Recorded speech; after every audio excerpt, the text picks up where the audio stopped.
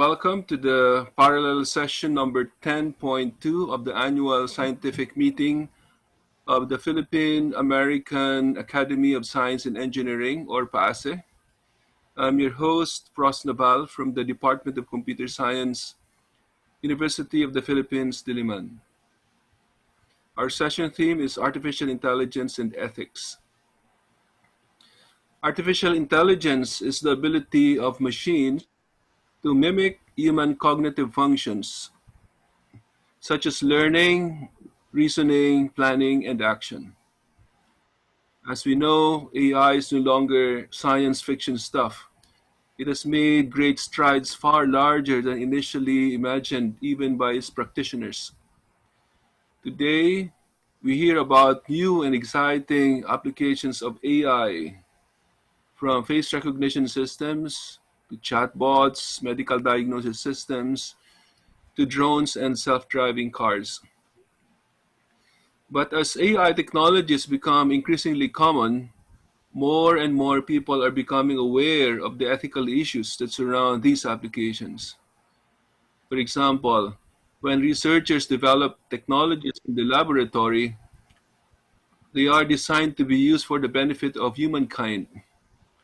However, these same technologies can be used by people with evil intent to do harm. Another ethical dilemma arises from the unintended consequences of artificial intelligence. AI is not the same as human intelligence and may not necessarily share our values. The possibility of it acting against us cannot be ruled out. So these are just some of the issues we need to grapple with. In these session, our first three speakers will delve on similar ethical issues brought about by the advances of AI technologies. And the next three speakers will tackle applications that directly benefit our Philippine society today. So our first speaker for this session is a professor at the Department of Information Systems and Computer Science of the Ateneo de Manila University.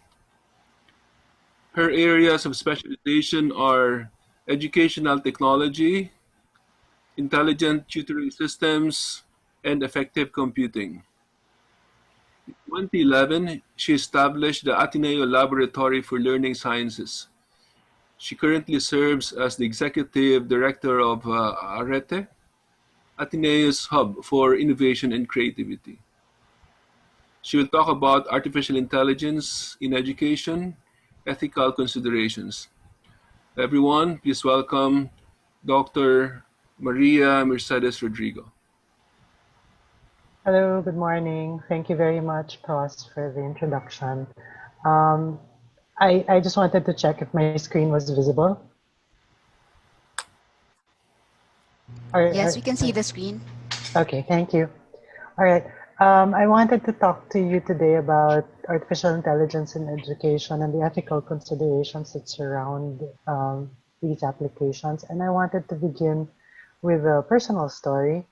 I work with a researcher slash academic named Ryan Baker, and he is based in the University of Pennsylvania.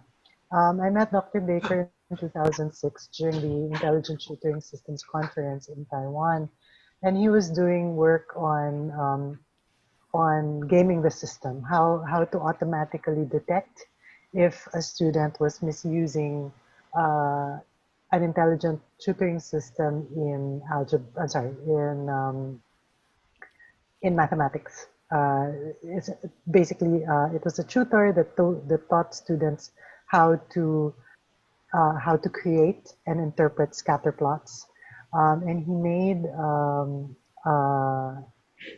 essentially an artificial learning companion that would detect if students were abusing the help system or else systematically guessing, and these behaviors were categorized as gaming the system.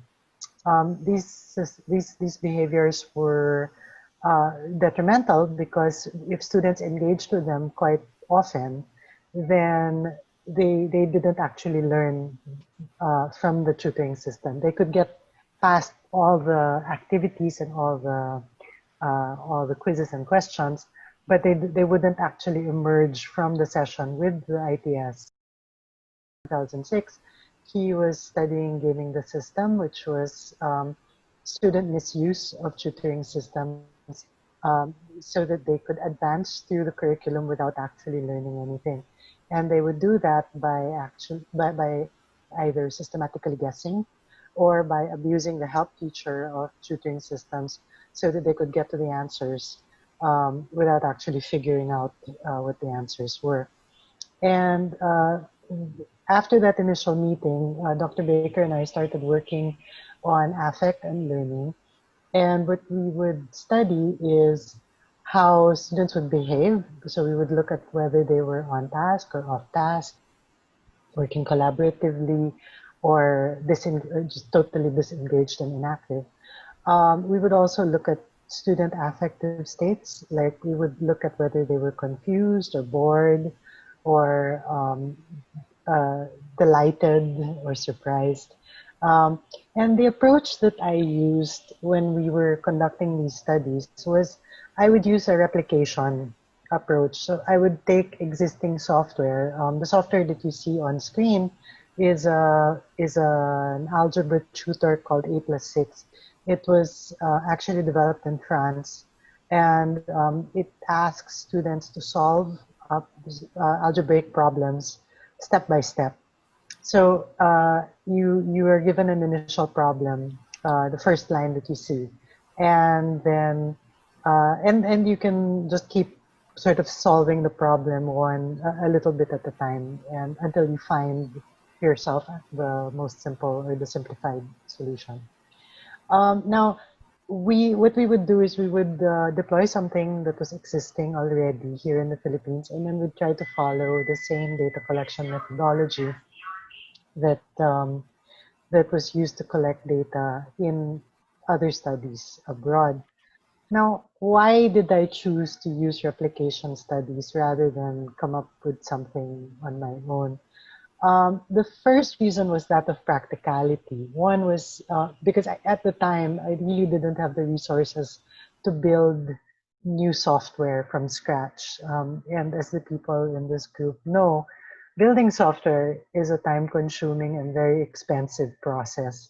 So if you were to build, especially something that's AI heavy, to build an AI heavy application from zero, from the ground, will take could take years.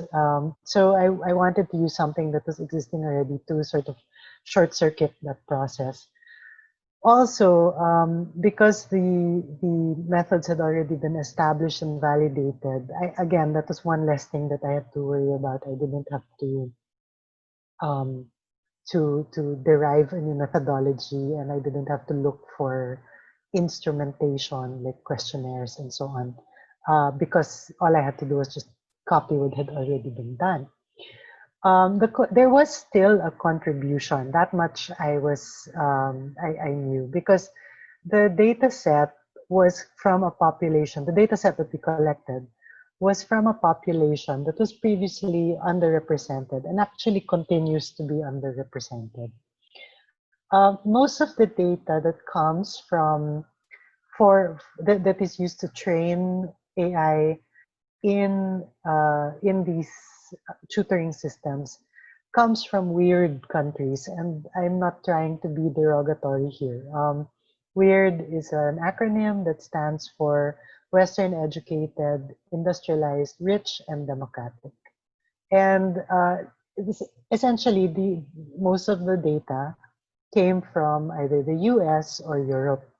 And this isn't because they are trying to be exclusionary. There are many reasons for this phenomenon. First of all, there's much more funding for this type of research in the West. Also, there's the use of English as sort of lingua franca for many of these tutoring systems, and there are many other explanations. So it's an artifact of circumstance and history that the data sets that we have are what they are. But of course, because the data sets come from a particular culture and a particular type of um, a particular group, no, um, they they have their own, they carry with them their own biases. So the models that were developed from these data sets are used to inform educational interventions. And as a consequence, these interventions will behave in a certain way. What you're seeing on the screen is the intervention that Dr. Baker came up with.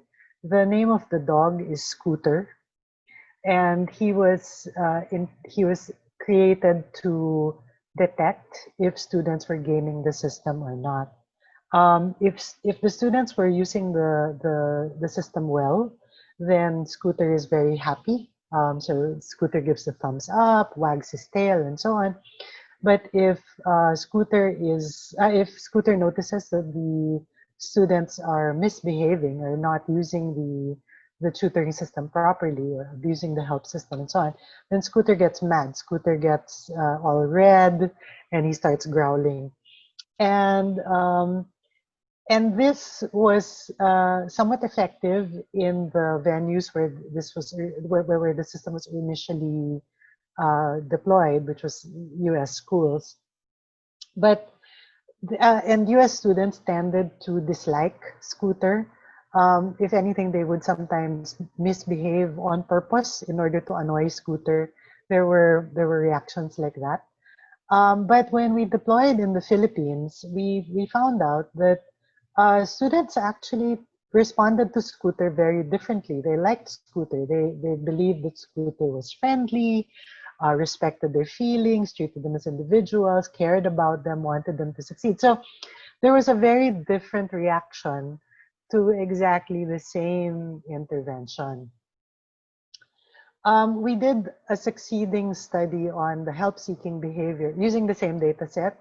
We conducted a study on the help-seeking behavior of students, and we tried to compare data.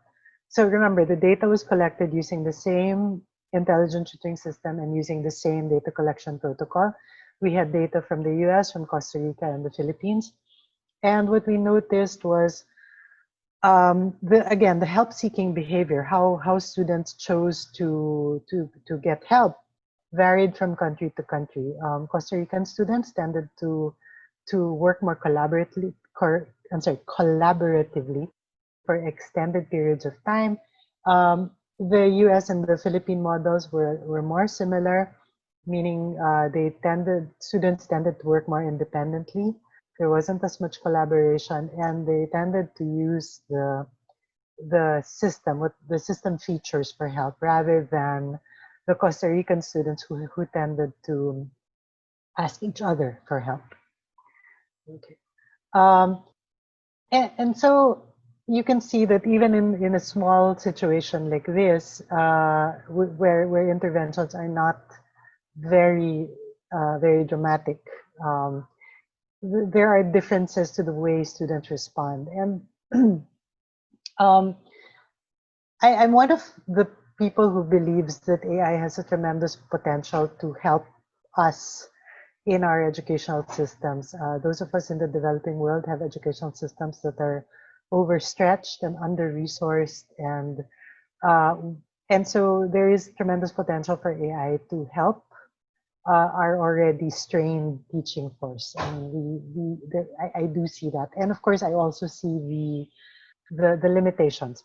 Because we are under-resourced, our schools don't have enough computers.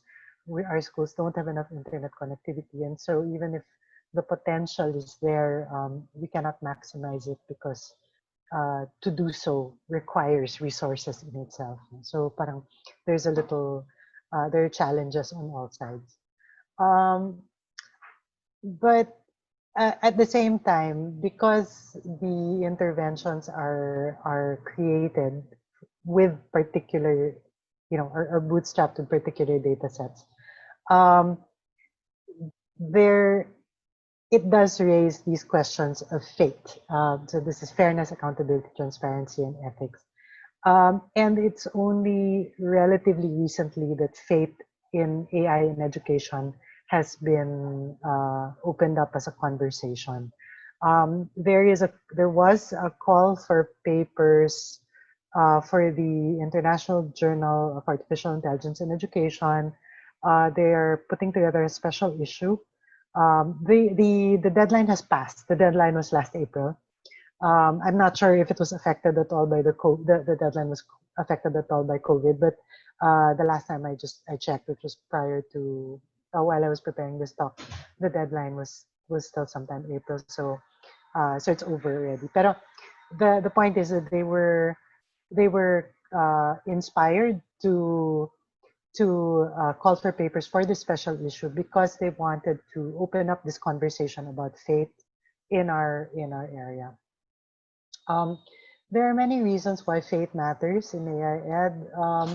I mentioned already that data sets have limited diversity. So just using Scooter as an example, and take note, Scooter is very old. Scooter's, I think, 15 years old by now, and because of that, because of the limited data set that Scooter was trained on, what Scooter could detect and how Scooter could respond was also limited. I also wanted to point out that there was a documentary film entitled Coded Bias that was just released this year. And it starts off with an MIT computer science researcher named Joy Buolamwini. She talks about how facial recognition software, for example, is not able to detect faces of people of color because the training sets that were used to train these facial recognition applications were consisted mainly of Caucasians. So in her case, because she's a person of color, she has to put on a white mask for the application to be able to see that she has a face. Also, the biases in our data sets, even in language, can be codified. And I'm sure this is something that you have seen before. If you use Google Translate, you try translating siya ay doktor. It translates as he is a doctor. If you try to translate siya ay nurse, this translates to she is a nurse. And yet Filipino is a gender neutral language. We have gender neutral pronouns. And so I took the screenshot again as I was preparing for this talk because I had tried it many months ago, and I was hoping that it had been addressed or corrected, but it hasn't yet. So these things, these sort of gender biases find their way into our models. Doctors are men, nurses are women, and yet we know for a fact that this isn't true, right? Okay. Models also depend heavily on correlation. Because most of the phenomena that we're interested in modeling cannot be directly measured, we have to settle for proxy indicators. And then there's logic to it. If you're looking at, let's say, student confusion, in my case, confusion is a very nebulous issue, phenomenon. So you don't measure confusion directly, but rather you look at indicators that might imply confusion, like the number of times you look for help, or the number of times you make mistakes, the number of times you attempt a problem and get it wrong, or attempt similar problems and get it wrong, things like that. Or for example, if you're measuring boredom's even harder to detect. You can look at maybe what students are typing. I've had students working on math software that have typed things like Christine, or Christine plus Cyril, or something like that. You know, they start typing out names of their friends, or sometimes they'll type iiyak na ako, or something like that, which has nothing to do with math, but it might indicate some kind of other affective state. Okay, and the other because we depend highly on correlation, this actually has an effect on it opens up our models to being gamed. So, for example, everybody here loves world rankings, right? um, a long time ago, U.S. News started world rankings, rankings of U.S. schools, and they used things like SAT scores, selectivity, promotion rates, and so on. And that created this model, which universities now had to sort of decompose and figure out. And so they would for example, spend a lot on their athletics teams, because spending a lot on athletics teams and winning in athletic competitions would drum up alumni contributions, which then would affect their rankings. So you'd have these systems like that, and these types of sort of feedback loops that actually become quite negative in the end are discussed in a book entitled Weapons of Math Destruction by Cathy O'Neill. If you haven't read it, I recommend it. It's actually quite engaging. Okay. So models are opaque, they're black boxes. There's no way to tell whether how a decision was made or how inputs were weighted. Back in the day when we used to just use linear regressions or decision trees, we could still kind of make sense of the model, but now with deep learning, it's actually much harder to do so. And I know I'm running out of time, so I will speed myself up a little bit. So one example of an opaque model was this value-added model that was used in the U.S. to rate teachers. You might have heard about it already. The teacher performance was rated based on students' performance on standardized tests. However, if you had very high performing students to begin with, then the opportunity to improve is actually very small. And the models read that or interpreted that to be that the teacher was inefficient or ineffective. And so the teachers were penalized for that. And this resulted into lawsuits, some of which the teachers actually won. So courts ruled in favor of the teachers because they found the models arbitrary and capricious. Okay. Applications can be controlling and manipulative. They can nudge people in real time, and children in particular might be particularly susceptible. There's so Nobel Prize winner Richard Thayer has a book entitled Nudge, which is about how to appeal to nuances of the human mind to persuade them to do things, to do good things. But this can be carried quite far. In 2019, the Wall Street Journal came out with a video about how children in a school in China were using these EEG headbands that would help teachers track whether they were concentrating or not. And there was an uproar when this video was released because the students, on the one hand, teachers were saying that it helps students concentrate more and students studied harder, but the data was sent to teachers and to their parents in real time. And so some students were saying that their parents would actually punish them for not concentrating hard enough throughout the day. And so this created a very sort of oppressive kind of police state in the classroom.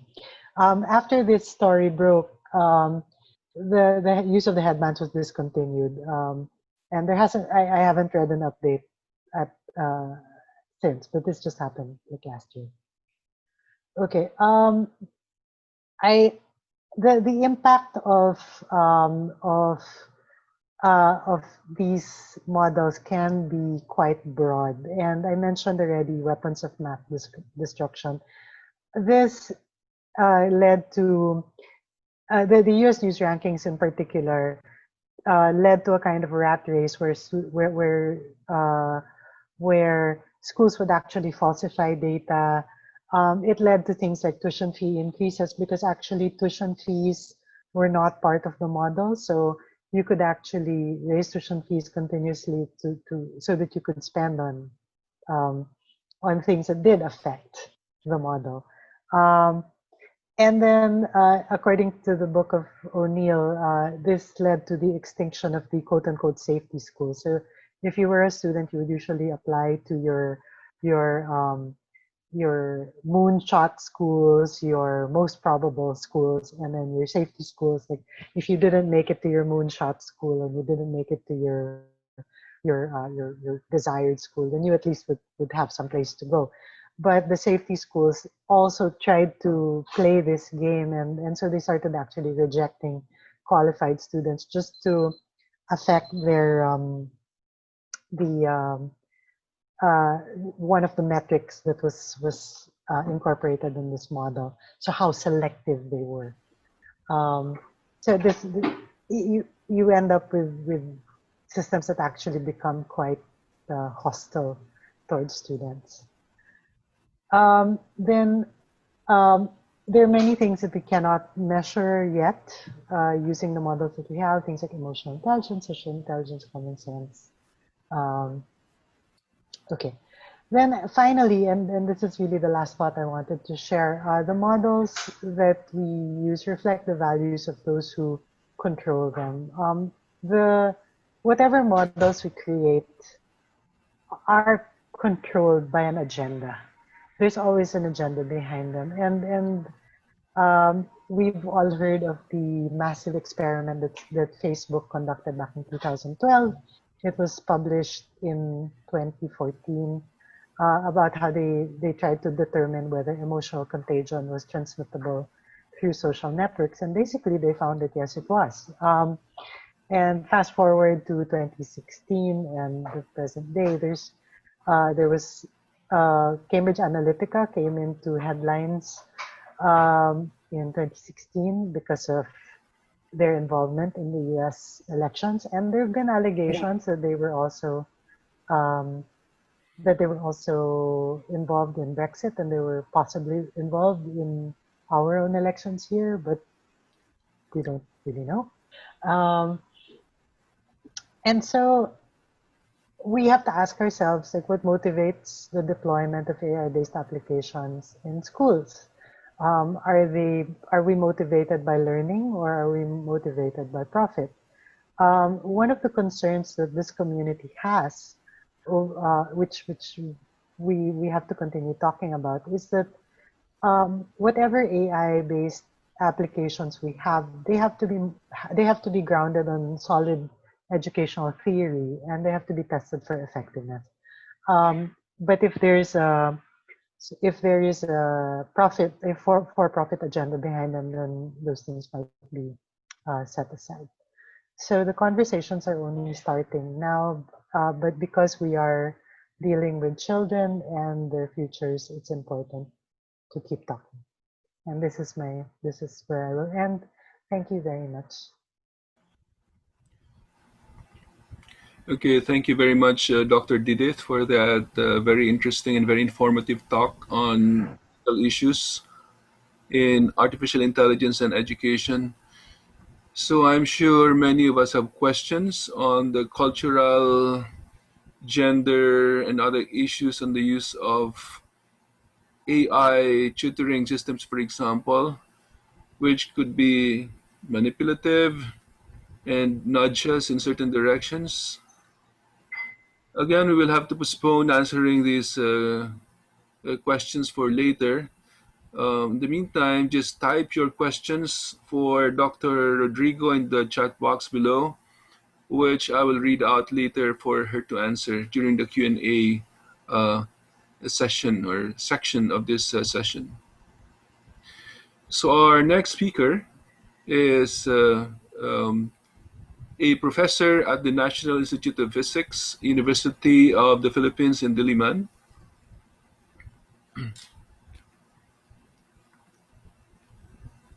He applies his current research in optics, materials, signal processing, and complex systems to various multidisciplinary projects and engagements ranging from environmental monitoring to biology. He is actively teaching and mentoring undergraduate and graduate students in his sync.bio.optics research group at the Instrumentation Physics Laboratory. Just last August 1, he finished his first year rather, as the Dean of the College of Science of UP Diliman. Everyone, please welcome Dr. Giovanni Tapang, who will talk about AI for whom.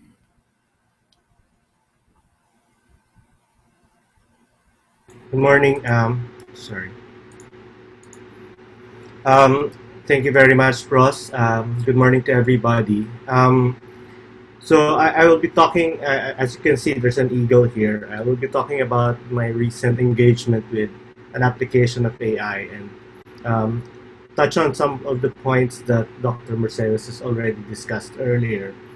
But let me talk about the story first of how I how we got about using a remote monitor camera for monitoring a Philippine hawk eagle just before the lockdown happened. I was working with Miss Jelaine Gan. She's currently just got her MS in biology at the UPD, and we she her topic is about Philippine hawk eagles, and she approached me around March 2019, and asked me if I could make a camera for her so that she can monitor these birds for her thesis. Now, the Philippine hawk eagles are forest specialist species. They inhabit forest, and they number to around 400 to 600 mature individuals in the wild here in the country. Now, so from 2019 of March, we started to build a camera trap, thinking that we will have to climb a tree, put a camera trap there, put a solar charging station, and figure out a way to beam the data over Wi-Fi, so that she could be monitoring this even during the times that she will be going on other sites on her field work for her thesis in the whole of Luzon. Um, but come about around November, it turned out that the original hawk eagle nest that she was observing was slowly becoming unused, and it apparently happened that the hawk eagle moved around and shifted its nest to another location nearby. So what we were trying to do at that time from November to December was to look around for this hawk eagle nest, and finally she found it to um, have a new nest sometime January, and fortunately enough it was very near a residential area where she was able to set up a remote camera, and therefore the technical details of having this remote monitor became much easier.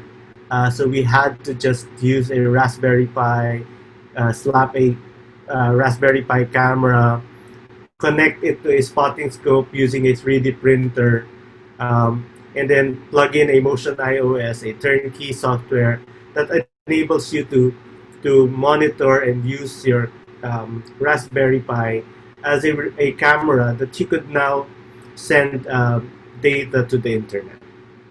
Now, eventually, just around February 11 or so, we were able to connect this camera, make it live, and it started to give us images of one per minute for over 24 for the whole of 24 hours, starting February 11. Now, as you would remember, just around March, mid-March, the lockdown happened. Jelaine was planning to go regularly to the site and observe on site, and doing what field biologists would normally do. But because of the pandemic, she was unable to do it. However, she was very, very fortunate that she had this remote monitor that gave her 840 images during daytime that she was able to use to finish her thesis. Now, this actually was the problem why we ended up using artificial machine learning, because it is very tedious for her to be able to run through all of the 63,000 images to figure out to answer her biology questions. This is on top of the videos that the monitor was making every time there was movement that it has detected. And so this has been running since February 11, with some days that were offline because of either a dog knocked out the power cable or there was a typhoon. So it survived until recently, until July 31, where we had to bring it in just in anticipation of the stormy weathers that will be coming in. So what was supposed to be a temporary setup became a relatively um, long monitoring time that it has been moving on, taking pictures since July until July 31 of this year. Now, these are the images that we were seeing. You would see the small bird there, the chick. She named it Fluffy. So Fluffy is that little ball of white feathers there. And we were able to see how Fluffy grew until around May, where Fluffy actually started to fledge. Now,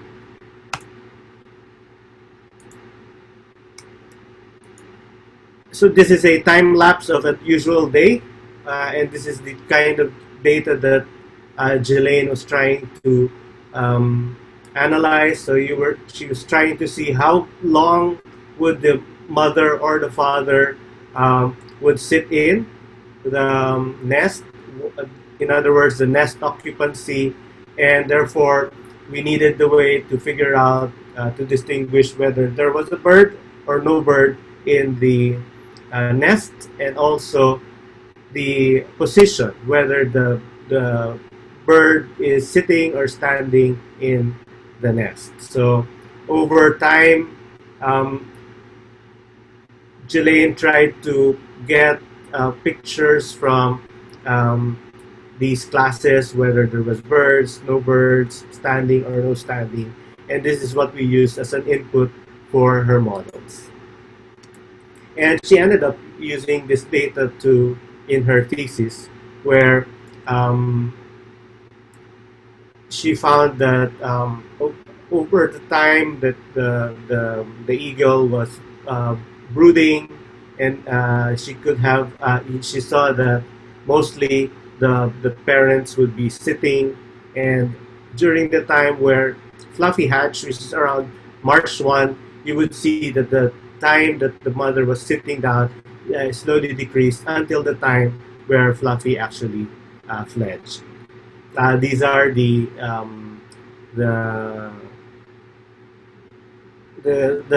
number of test images, the data sets that we use, the validation, as well as the testing for both the occupancy and the position model that you saw.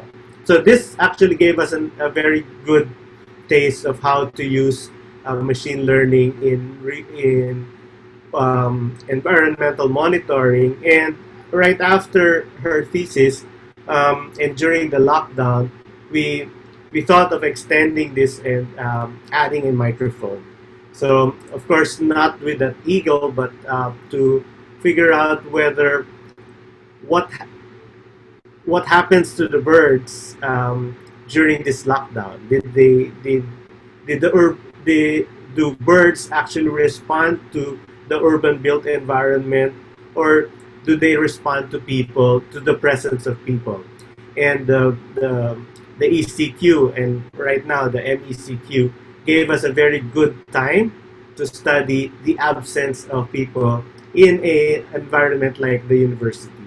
And we were actually talking with other researchers in the Ateneo if possibly we could connect this and monitor the whole Katipunan corridor. Currently, there's only two microphones, one in my office in the College of Science, and the other one in my office in the National Institute of Physics.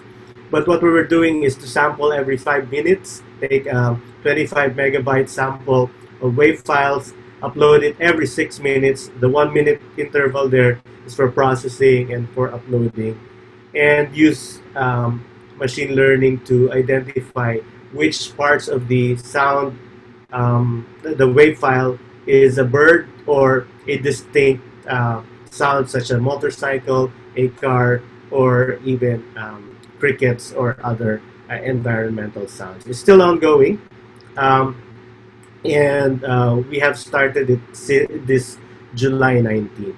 Now, the reason why I discuss these two projects is that I'd like to discuss only two aspects of the question of AI and ethics. And number one, and both of these were already discussed earlier by our first speaker.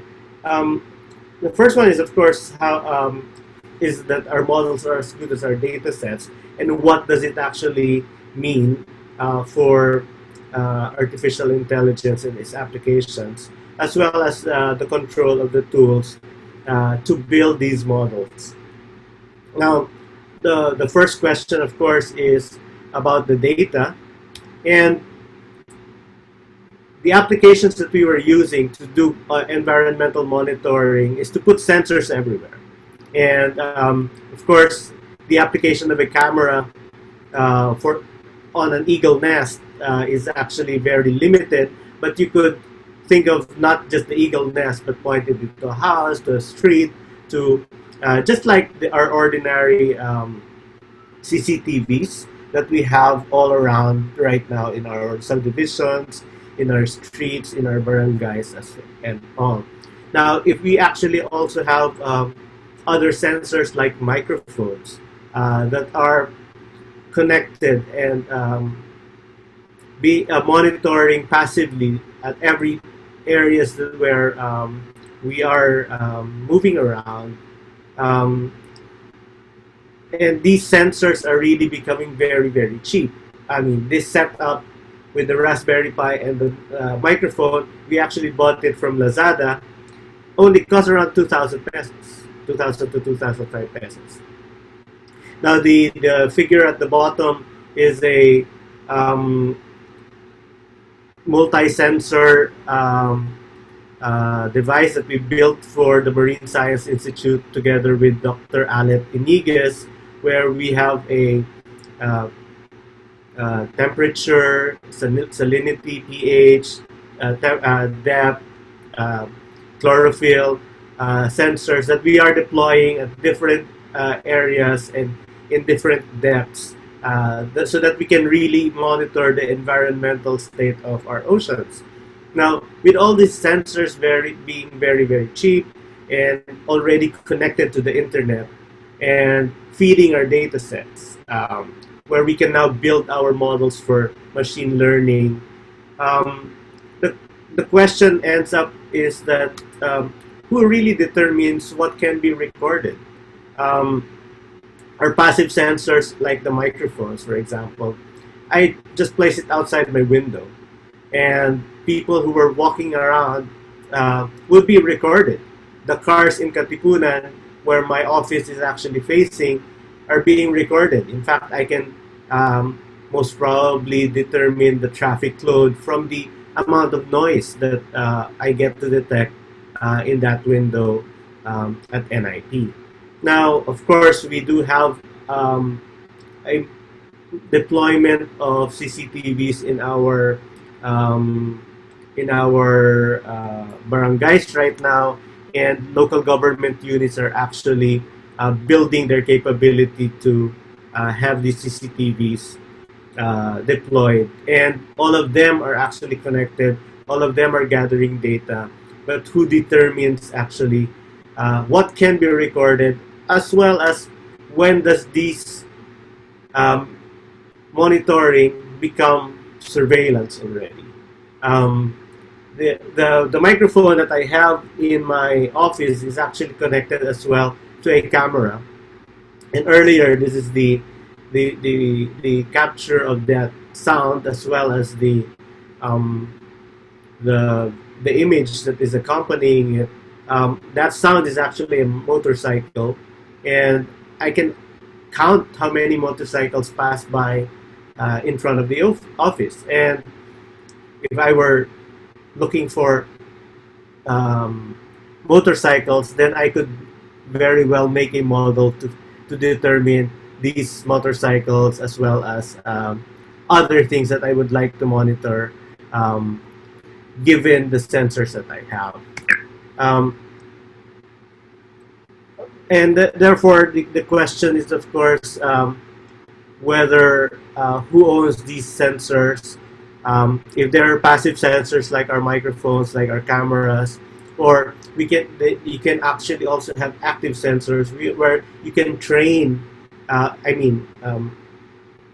Put your cameras in a direction where you can actually look at that direction actively. Now, there are coverage of data privacy laws. Most of our CCTVs would have disclaimers that in public places you don't really expect privacy, and therefore that's why do install CCTVs. But even the use of this CCTV data would actually be regulated. You would have to have permission to access them. But what about these cheap sensors that we carry in our pockets?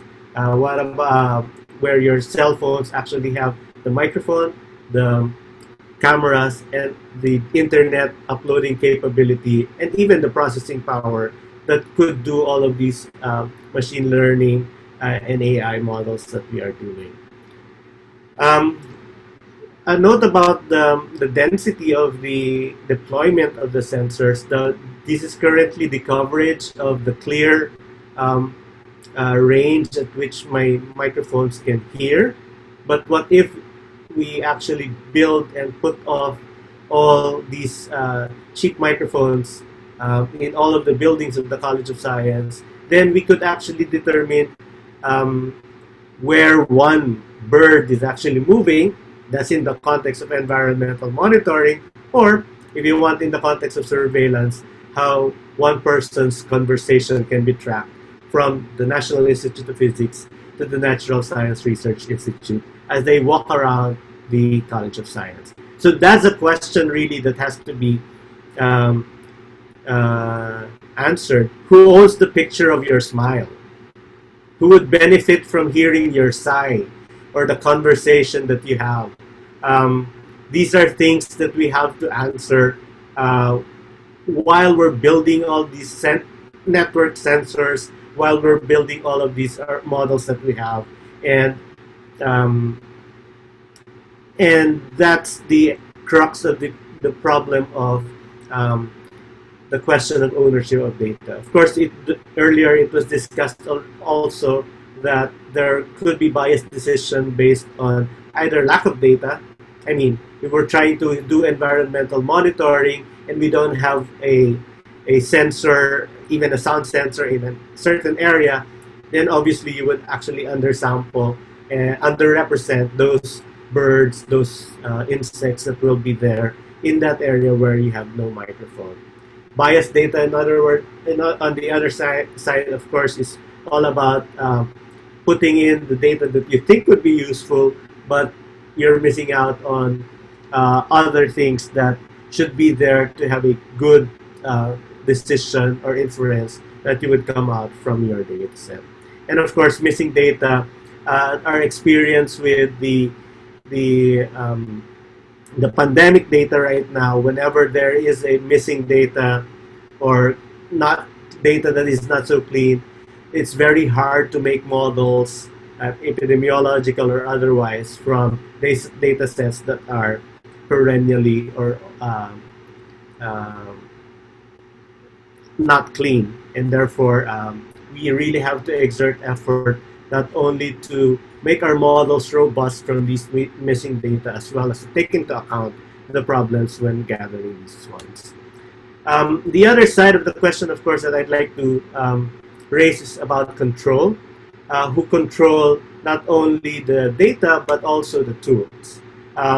We've been using different models. Some of them, of course, are open source, but at the end of the day, there is a big company that is actually backing the use of Keras, the use of TensorFlow, the use of all of these tools that we're using to run our models. And it's not just the models, the platforms that we use, but also the hardware. Um, More and more, we are getting to be specialized in the chipsets that we use.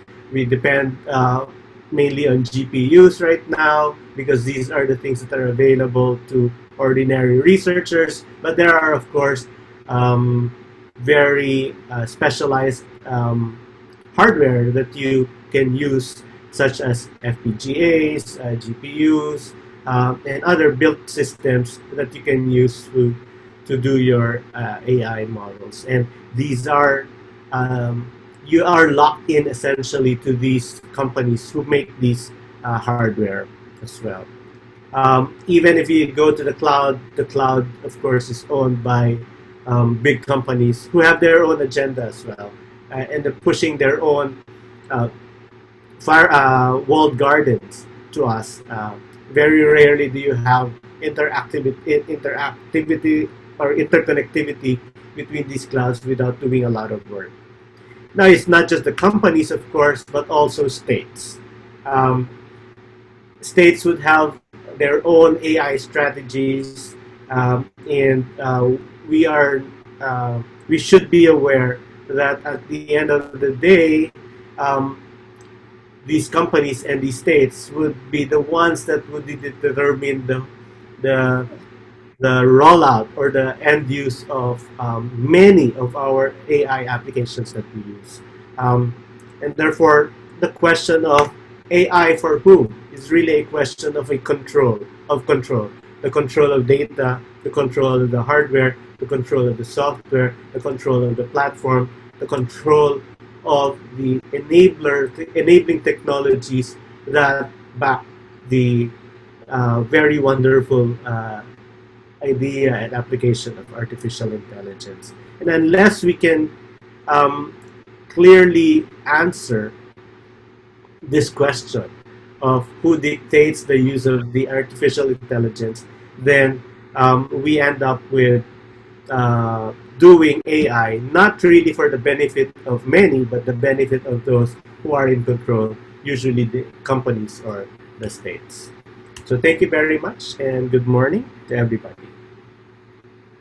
Thank you very much, Dean Gani, for your very interesting talk on the use of machine learning and Internet of Things to analyze bird behavior, monitor urban sounds, and for bringing up issues on sensor and data ownership, privacy, regulation and control, and possible abuses on the use of this data for surveillance purposes. So we need to address questions like when does monitoring end and surveillance begin? Again, I encourage everyone to ask questions for for Dean Gani Tapang and the other speakers later on. You can also ask questions, of course, address them to Dr. Rodrigo. But the moment, please type them now in the chat box below. Also, since there are several speakers in this session, please indicate the name of the speaker to whom your question is directed in order to to avoid rather confusion later on. So our third speaker studied at the Philippine Science High School main campus, batch 1975, and obtained a BS physics degree, uh, cum laude, I think, from the University of the Philippines in 1979. He then went on to study for priesthood in the Pontifical University of the Holy Cross in Rome.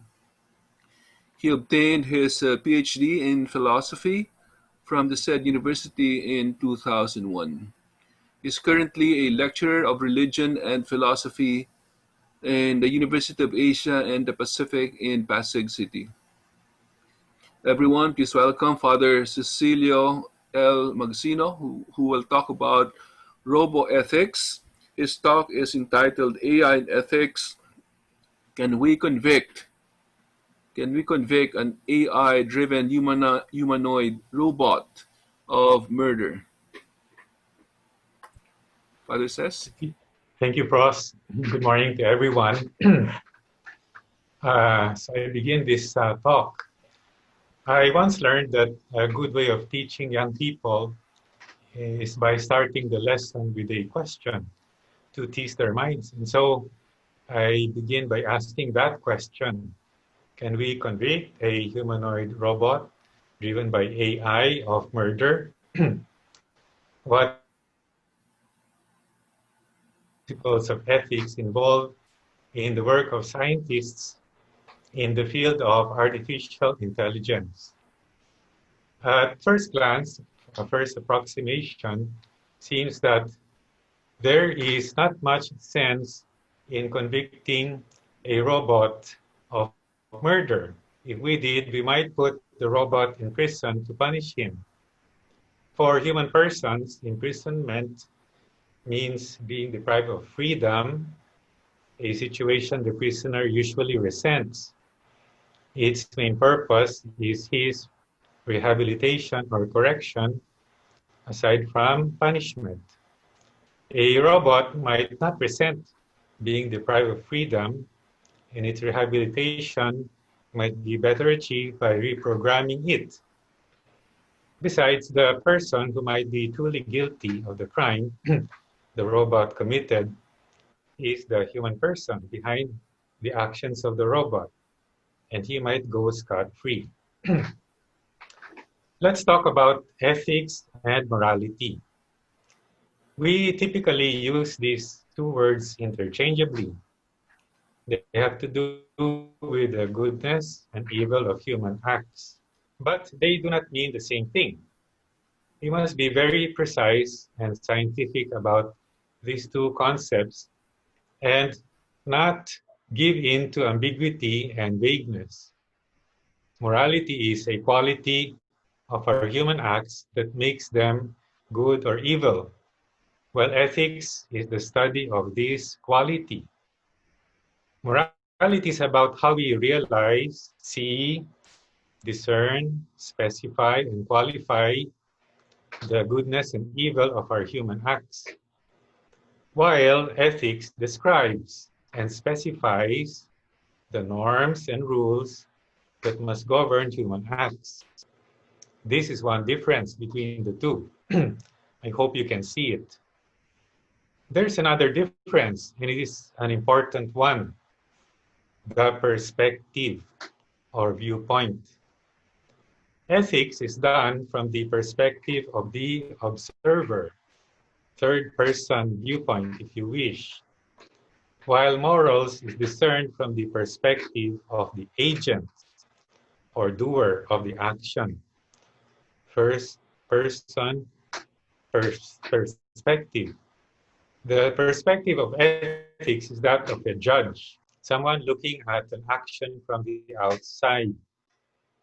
The judge is supposed to be objective and detached from the person and the action he is judging.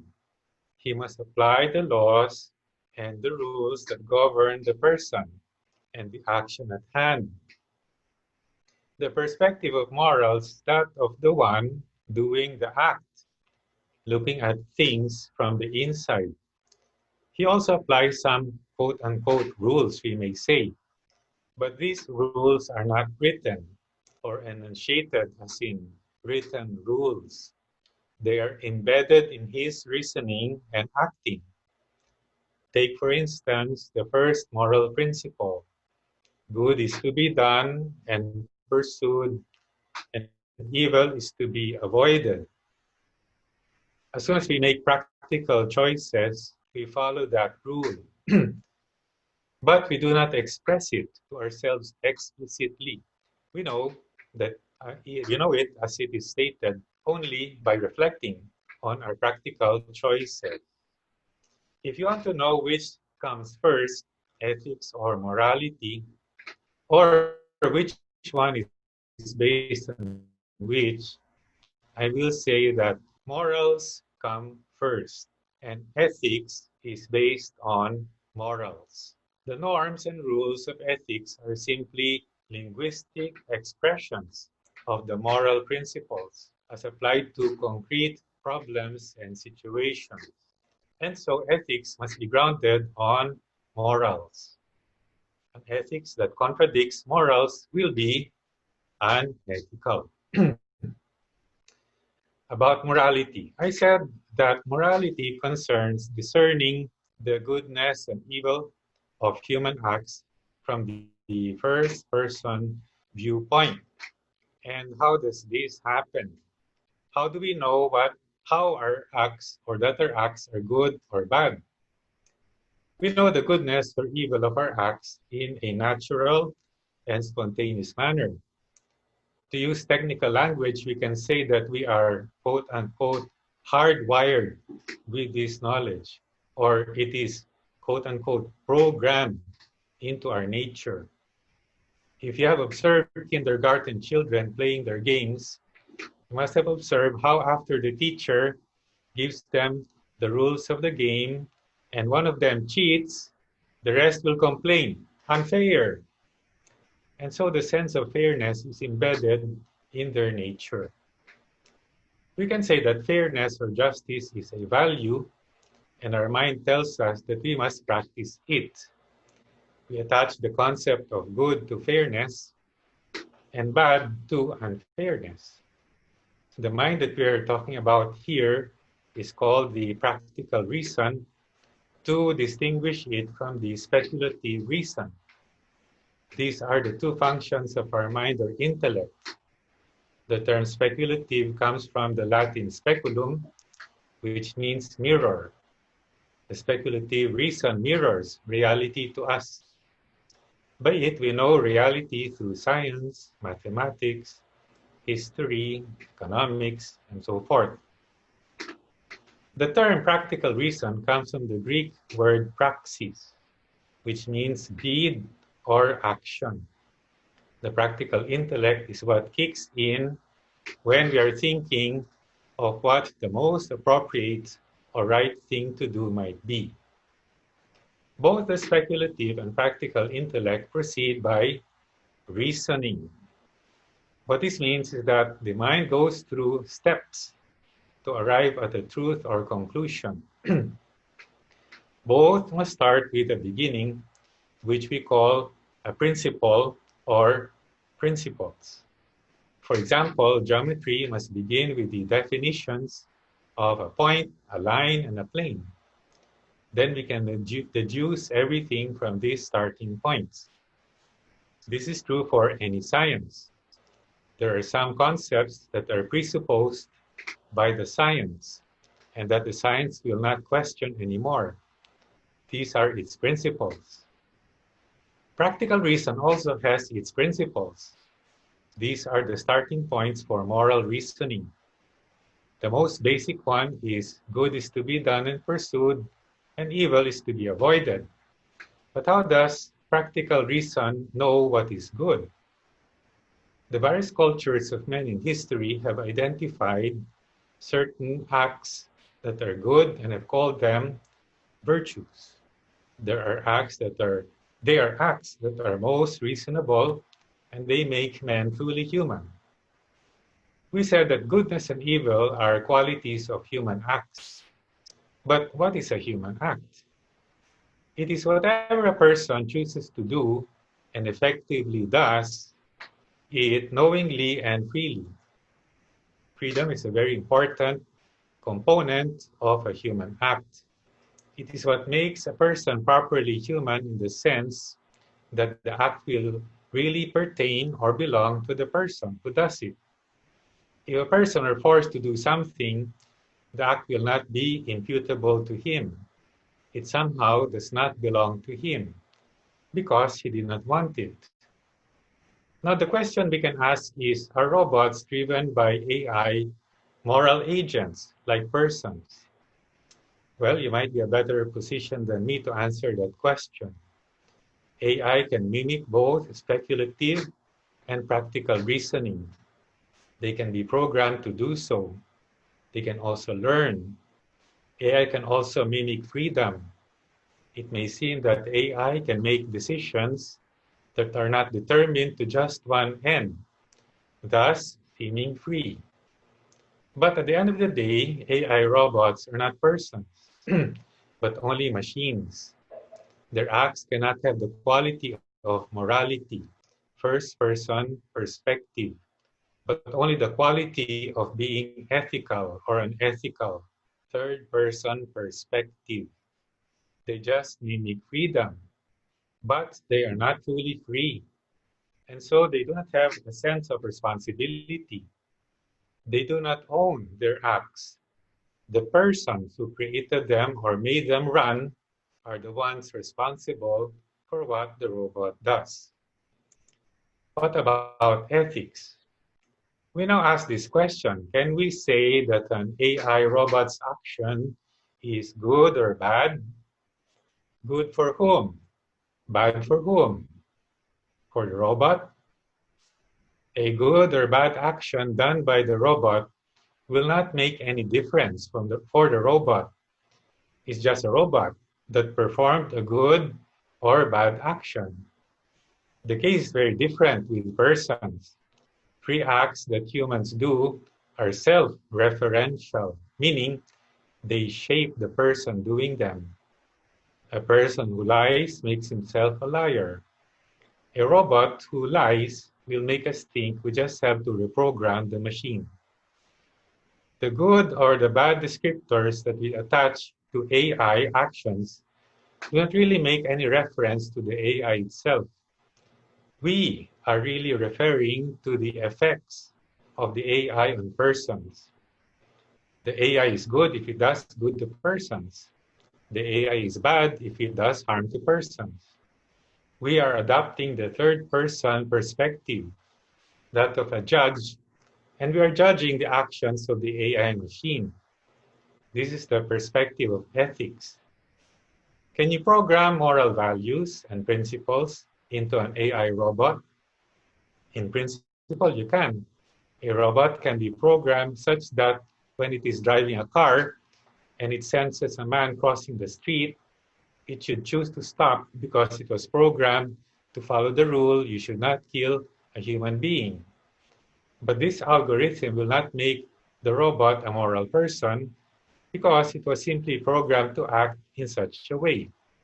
It does not have any other choice. It does not have freedom.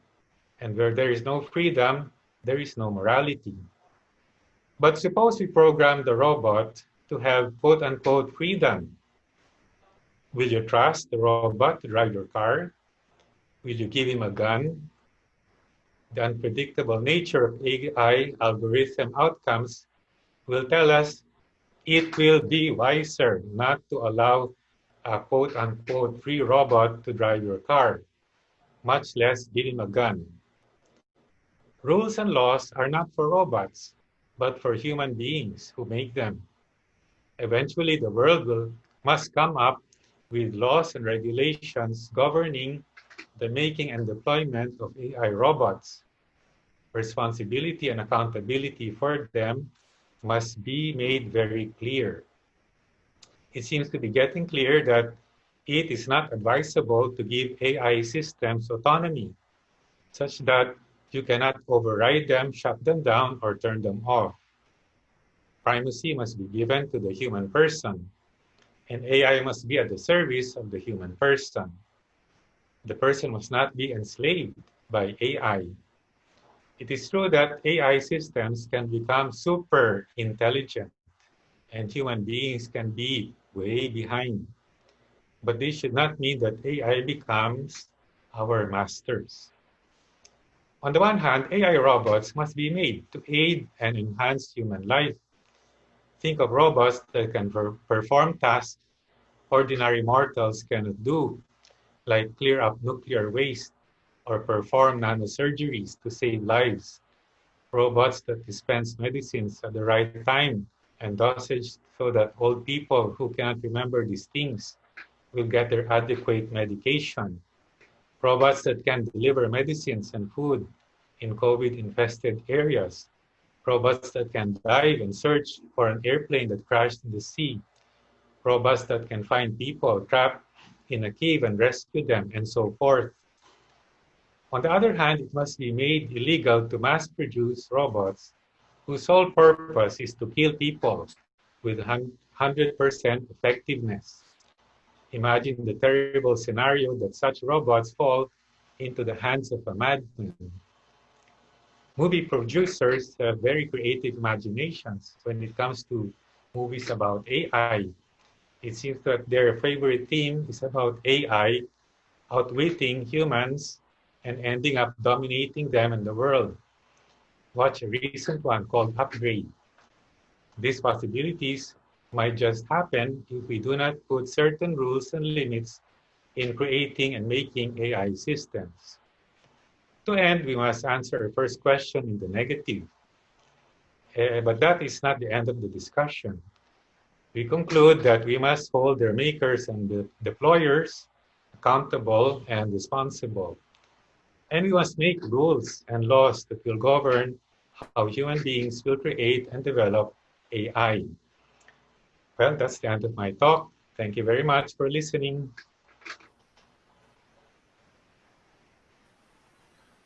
Thanks very much, Father Ses, for enlightening us on morality, ethics, reasoning and action, goodness and evil of human actions.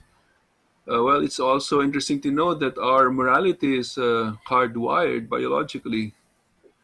So we have learned that robot actions are not human actions, that robots do not have morality, but we can speak of robot ethics.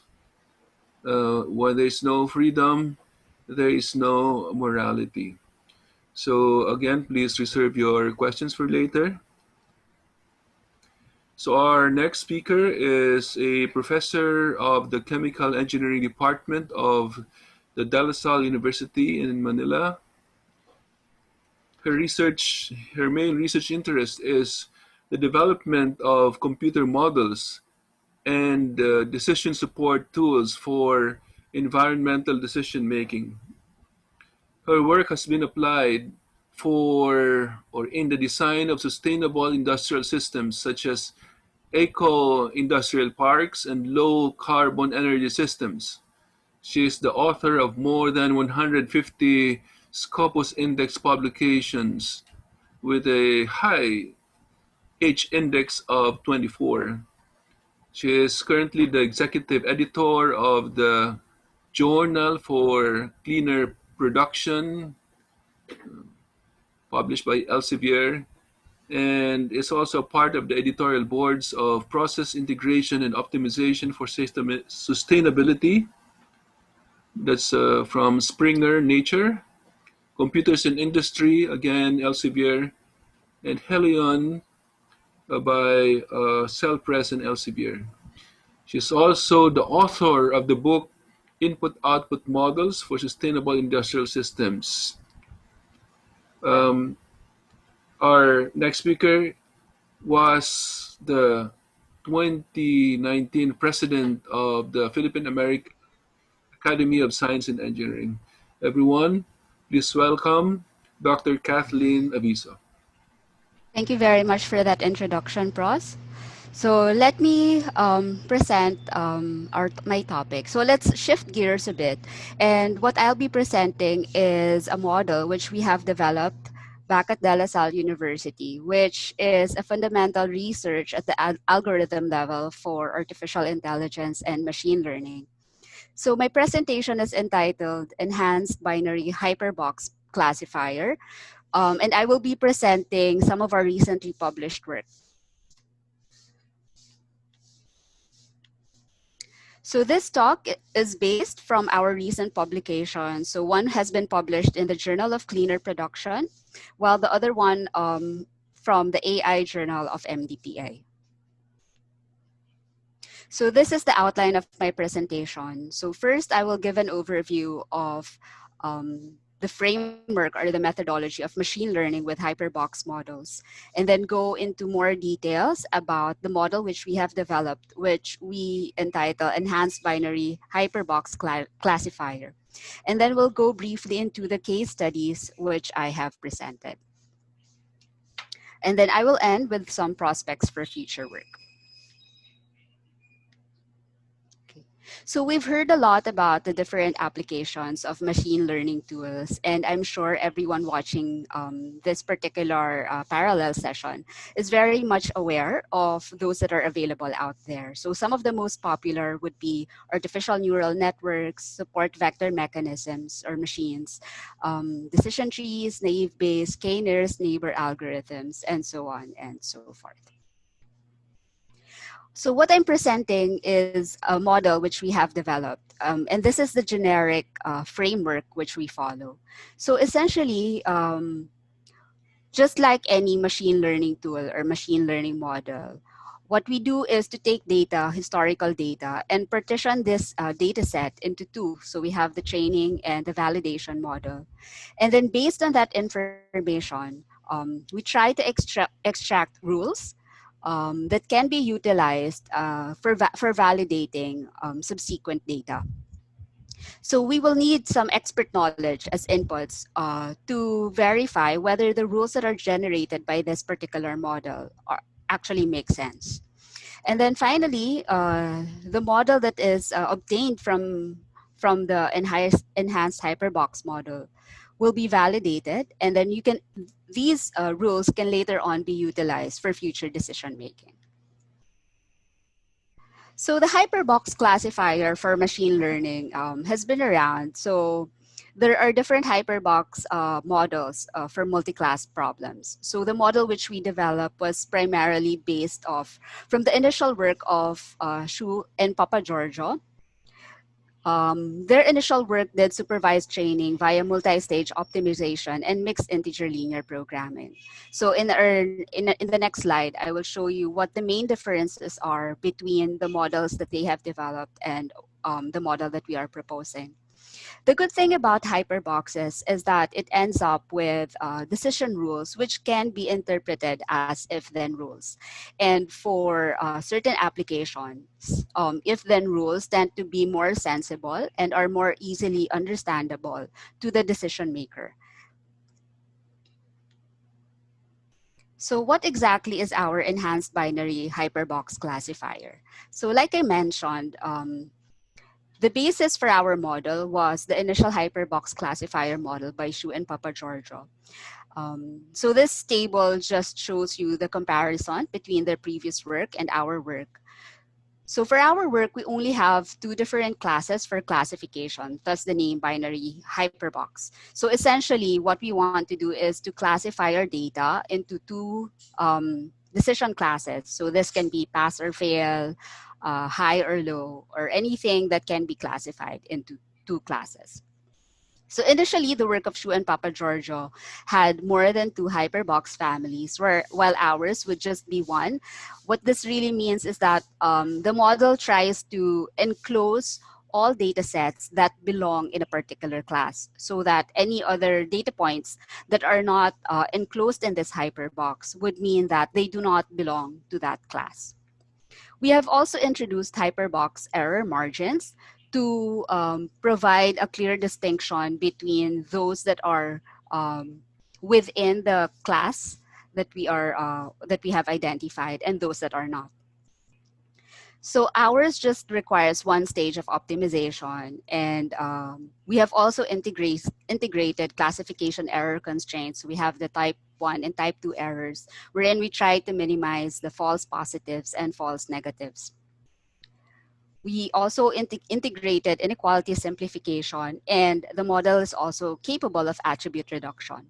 So what this really means is that if you have a lot of information or a lot of attributes to describe a particular data set, the model can actually reduce the information so that any redundant information that are not necessary to classify a particular data point can be eliminated from the model. Okay, so this is an illustration of how the model actually works. So it uses hyperboxes to enclose positive samples. So for this particular illustration, we have 3 different hyperboxes, and the blue dots represent positive samples, while the red boxes represent your negative samples. So essentially, what the model tries to do is to identify the boundaries of our hyperbox so that it can enclose as much as positive samples as it can. Now, as it does this, it generates different types of rules, which are summarized here below as rules 1, 2, and 3. So for rule 1, this is represented by this particular box on the lower left hand corner. And you can actually translate this into if-then rules such that your attributes of the data set would just be your XY coordinate axis. So this can be interpreted as a rule wherein samples that have a value of X less than or equal to 2 and a value of Y less than or equal to 2 would then be included inside your classification. So it is enclosed within that particular box. So you can see that for this hyperbox, we actually have a semi-infinite hyperbox wherein it is only constrained at one side. Alternatively, the box can actually have an upper and a lower limit, such as the box here, hyperbox 2, which is here at the middle, which can be interpreted as a rule of if X falls between 1 to 5 and Y falls between 1 to 3, then that particular data set will belong in the class. And then finally, we have rule number 3, which is a representation of an infinite hyperbox and is an example of when attribute reduction actually occurs. So for this case, you can see that the box reduces to the rule that X should be between 6 and 7. And essentially, the attribute Y disappears from that particular rule. So we have also integrated error margins. So we allow for 2 boundaries. So we have an inner and an outer box such that only those contained within the inner box are considered to be part of the class. So these boundary regions actually serve the same purpose as your parallel hyperplanes that are known for SVM or support vector machines. So essentially, this is how the model looks like. So let me just go briefly through the different equations. So the main objective is to minimize a type 1 error or to minimize false positives, given an upper bound for the false negatives or the type 2 error. Oops, sorry. So the next set of equations determine the hyperbox location, or what are the boundaries of the hyperbox so that it can enclose as much of the data points as possible. Then it determines the existence of whether hyperbox edges actually exist, and the enclosure of the samples within your hyperbox. So it's possible that certain data points would be outside of the hyperboxes generated. And then finally, we have counter and binary variables to indicate whether a particular data point is really enclosed within the hyperbox or not. So we've implemented this using a branch and bound algorithm to guarantee a global optimum, and it is initially modeled as an MILP model. So we used Lingo, and which is a software which has the branch and bound optimization algorithm within it. So the equations that I've shown you a while ago were encoded in Lingo so that it can generate the decision rules. So let us now go to the different case studies.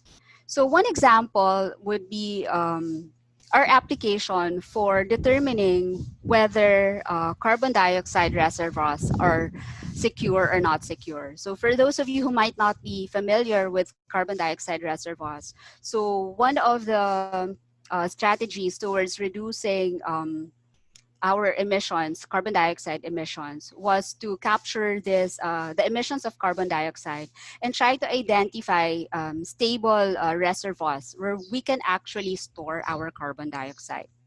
So what we did was to get data on naturally occurring carbon dioxide storage sites and to analyze that information to figure out whether there are certain characteristics about those data points um, that can classify whether such storage sites are secure or not. So this is just the example of how the data sets look like. So essentially, we use the following attributes. So we consider depth, pressure, temperature, percent carbon dioxide density, reservoir thickness, hill thickness, and faults. And then the final decision attribute was whether to classify the data point as a secure site or a not secure storage site. So we used 47 data points for training, and we selected those that had complete information based on the attributes that I have shown here. And then we used 29 data points for validation. So we also did a trade-off analysis between false positives and false negatives. And this is how it looks like. So we can see the trade-offs that when we decrease our false positives, this tend to increase your false negative results and vice versa. So we actually generated several rule sets, and I will just show you some examples. So the model was able to classify the training data correctly, but the next challenge really is to try and utilize those rules for validation. So when we tried, so this is just one example of our results. So for this particular rule set, the result when implemented on the validation data still yielded a 0.67% false positive rate and a 0.038 false negative rate. Well, one of the reasons why it has a high type 1 error is because the data set only contained a small number of negative value. So most of the data or most of the information was actually positive.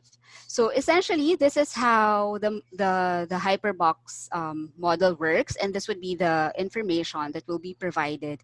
So let's just go through some of these information. So you can see that for some attributes, there are no limits for the lower and upper bound. So it extends to negative 10,000, which is essentially infinity based on how we've developed the model. And what remains would be depth, percent carbon dioxide density, and fault. So these can be summarized into a rule, such as the one shown here.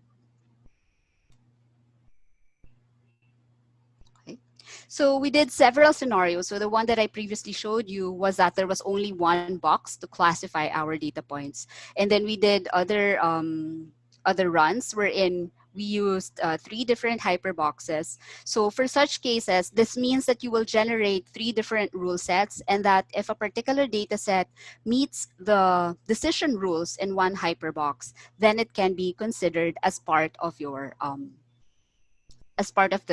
secure storage sites. So what we found, though, that when we used 3 hyperboxes, the rules generated using the 3 hyperboxes resulted in very conservative rules, and that it tries to it doesn't try to identify the data points to be positive and is more conservative towards indicating that these data points were negative. Okay, so we also compared the results of our model with other heuristics that have been found by other researchers. And the Hyperbox model identified carbon density and depth to be the most critical parameters. And in comparison, the model was able to reduce the attributes and thus resulted in simpler rules. And eventually, since you can actually generate several decision rules, these decision rule sets can be examined by an expert in this particular domain, so that the final rule set can be identified or validated. So the next application is for nanomaterial discovery. So this one is to try to identify, to predict peptides with a high binding affinity to gold surface. So again, the data points were described by 10 different attributes, and the decision variable really indicated whether you had high affinity or a low binding affinity. So we used 20 data points for training and 11 for validation. And in addition to that, we did six-fold validation as well, wherein we rotated the data sets to indicate whether the model performed well. So again, this is just one example of the rule sets which we have generated. So this one utilized 5 different hyperboxes. And you can see that a lot of the attributes have been removed from the rules that, that can be utilized to classify the binding affinity. So for this particular example, we actually managed to obtain 0 false positives and 0 false negatives for the validation data. So k-fold validation was also done here, and for each set of rules, we generated different performance measures. However, when we compared our algorithm with other existing algorithms which were used in the same data sets, we found that the Hyperbox model actually performed better than other machine learning algorithms for this particular domain. And since the rules can be translated into if-then rules, the rules can be reproducible and easily interpretable. Okay, so let me just move on to the future work for this particular work. So this is really very recent work. We conceptualized it, I think, way back in December of last year. So essentially, what we're trying to do now is to test the model for different types of data sets and problem conditions. So as long as a data set can be categorized as to have a decision that can be grouped into 2 or has a binary decision variable, and if the attributes are continuous or categorical in nature, this model can actually be used for those types of data sets. So this one really focuses on decision support and not autonomous AI. So it still needs some input or feedback from the experts. And what we really want to see here is whether the model can identify patterns in the data that were not as visible to an expert, but then would make sense afterwards once the rules have been identified. So this can be used also for small data sets that are available for training and validation. So of course, the rules do not necessarily signify causality because the model just identifies pattern in the data that we have. But the rules heuristically approximate underlying mechanisms in our domain. And that is why we also need domain expert knowledge to actually evaluate these rules. So to see whether the rules are actually novel insights or just spurious patterns. So this is still ongoing work, and we're trying to look for different areas of application. So we're working with researchers on marine biology to try to predict adverse eutrophication events. I have a student under the master's program of environmental engineering and management to look at the model for classifying contaminated sites. So other things that this can be used might be for forecasting stock prices, predicting beliefs, predicting student or graduate performance, maybe checking whether you can predict highly cited articles, predicting industrial accidents, and so on and so forth. So the application, I think, would be endless.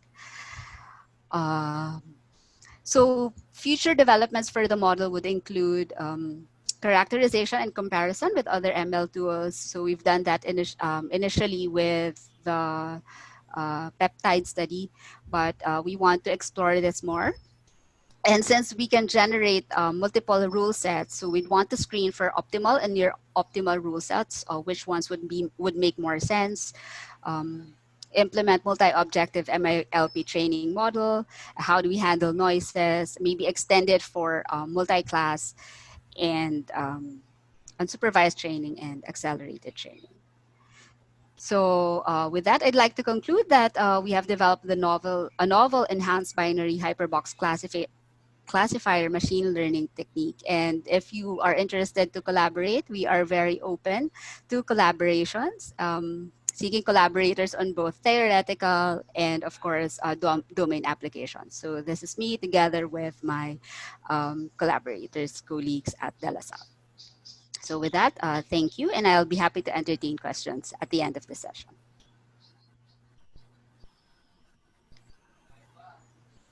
Okay. Thanks very much. Thanks very much, Dr. K, for your talk on hyperbox classifier models.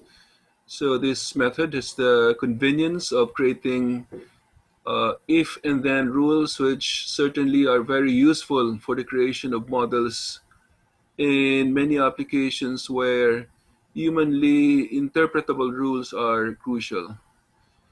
What is also interesting here is that the models are optimal for the given data.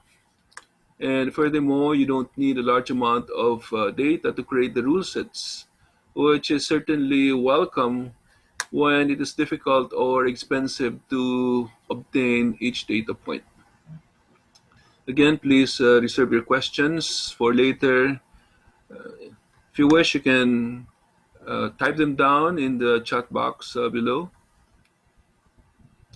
So our next speaker is a professor at the University of the Philippines in Mindanao and served as the first Balik scientist of the DOST Advanced Science and Technology Institute, or ASTI, with engagements in 2017 to 2018 doing artificial intelligence and robotics research. So in 2019, last year, he concluded a year-long term as a visiting researcher at the Research into Artifacts Center for Engineering, or RACE, of the University of Tokyo, where he was previously a postdoctoral research fellow and briefly an assistant professor. Before that, he worked in the energy industry building high pressure, high temperature downhole tools as an electrical design engineer. He was also a formerly a faculty member of the Department of Electrical and Electronics Engineering, or EEI, Triple EI now, of the University of the Philippines in Diliman. So he obtained his BS and MS in electrical engineering degrees from UP Diliman and his PhD from the University of Tokyo, with a dissertation on the scheduling of multiple intelligent systems. His primary research interests are mobile robotics, artificial intelligence, algorithms, and optimization. Everyone, please welcome Dr. Jose Lifonso Rubrico. Uh, Good morning, everyone. Thank you, Pros, for that kind introduction. Can you hear me? Yeah, we can hear you. Okay. So, my presentation for today will not be technical. It will be more of a You personal journey. you would like Oh, to say sorry. it's I'll okay. just turn off the video maybe to conserve bandwidth. Is that Uh, okay? oh yeah, yeah, Yeah. perfect. Yes, Yeah. okay. Uh, Go ahead. yes. So it's more of a personal journey in AI and robotics for me, which relates to the theme of the symposium, which is outreach to Philippine regions. I will not cover explicitly on the AI ethics, okay, ethics of AI, but as you can see, there are many ethical concerns for my research as well as for other professors and other people who are engaged, the research and work of other people engaged in AI and robotics. So first, let's put some context on why AI and robotics is becoming more popular now. In the next 10 years, it is expected to be a $500 billion US market worldwide, with the top applications in these fields. As you can see, autonomous cars are there, and medical and personal robotics, as well as smart drones, are also there. And currently, we already have systems that exhibit a high degree of autonomy. For example, we have self-driving cars, and we also have robots like this, humanoid robots that 10 or 20 years ago were unimaginable to have these kinds of capabilities. Uh, okay, so the AI is going to pervade our lives, not only in the technical fields but even in the arts. For example, this painting was generated by an artificial intelligent software in the style of Van Gogh. And these faces over here are not real people, but people created by an AI software system. Okay. So this is just a little bit about me and how I started in AI and robotics. So, as mentioned by Professor Naval, I was a faculty member and I was trained in the UP for both my MS and my BS in electrical engineering degrees. And I was lucky to be one of the pioneers way back in the 90s to do autonomous robotics. So basically, I founded the UP Mobile Robotics Laboratory in the Triple E. And during that time, we sort of MacGyvered our robots. If you're old enough like me, you would know what the term MacGyvered mean. So you can see here some robots that look like toys, but actually they are all self-contained and bona fide autonomous mobile robots. So this guy over here at the top is named 7, okay, for the number 7. And basically, it does simple exploration and obstacle avoidance by itself. Okay, the one over here is also the same as 7, but also additionally does automatic speed control in various terrain. In this particular case, it is tested in rough terrain. And these little guys in the center, are basically the finals requirements of my students before in an advanced, in the senior robotics class. They're called sumo robots. So parang nagsusumo sila dun sa ring. Okay. And then later on, I went to the University of Tokyo, and my research there involved mostly things related to manufacturing and logistics with the application of robotics and deep learning, basically. So, and I also had a chance to work with some graduate students who were building drones, and in this particular case, a blimp. So this particular blimp is a prototype that was used in the Home for the Aged in Japan, because they have a lot of those, and it's used to monitor the expressions of the residents, whether they're happy or they're sad or they're pleased when there are events in the home. Okay, so, and then fast forward 20 years, I returned, well, since I was in the UPEEE, I returned back here as a balik scientist, and the main purpose was to do grassroots efforts in artificial intelligence and robotics. And for that, I was involved with, I engaged in 2 research projects with the Advanced Science and Technology Institute of the DOST. So the projects were ALAM and AI Robot. Project Alam, the main objective is the automated identification of natural and man-made objects in satellite images. And for the AI robot, we explored building prototypes for rescue and recovery missions with a focus on edge computing, meaning all of your computational hardware and software are on the robot itself.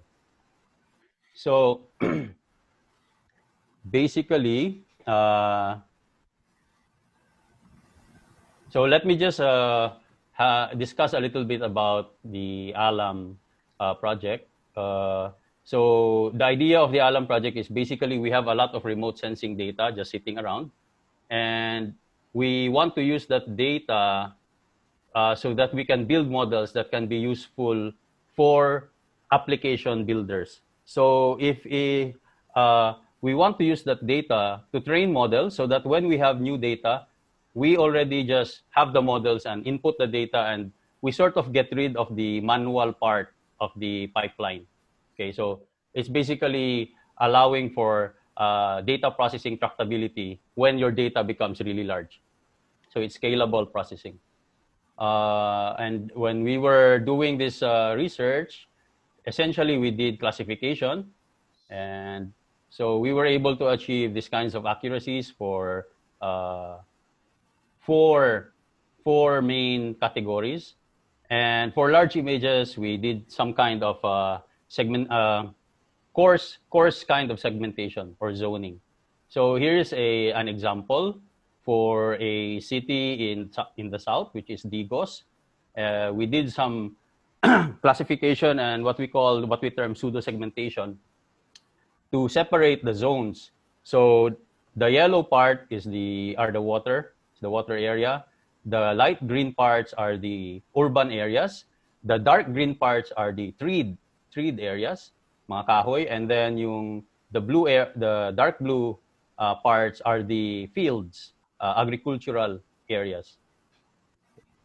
So, and then we also did object detection. So object detection, basically, in this case, we enclosed a face in a box, okay, in this particular case. And then we developed a prototype based on the Volksredas project, where we had a brief collaboration. And essentially, we used their data to train our models to try to evaluate what kind of structures, the strength of the structures that we would see in an overhead image. So this relates to earthquake, damage, assessment, and survivability. Okay, so these are just some sample results that we got before. So the W means this is a weak structure. For example, parang barong-barong or payag in Bisaya.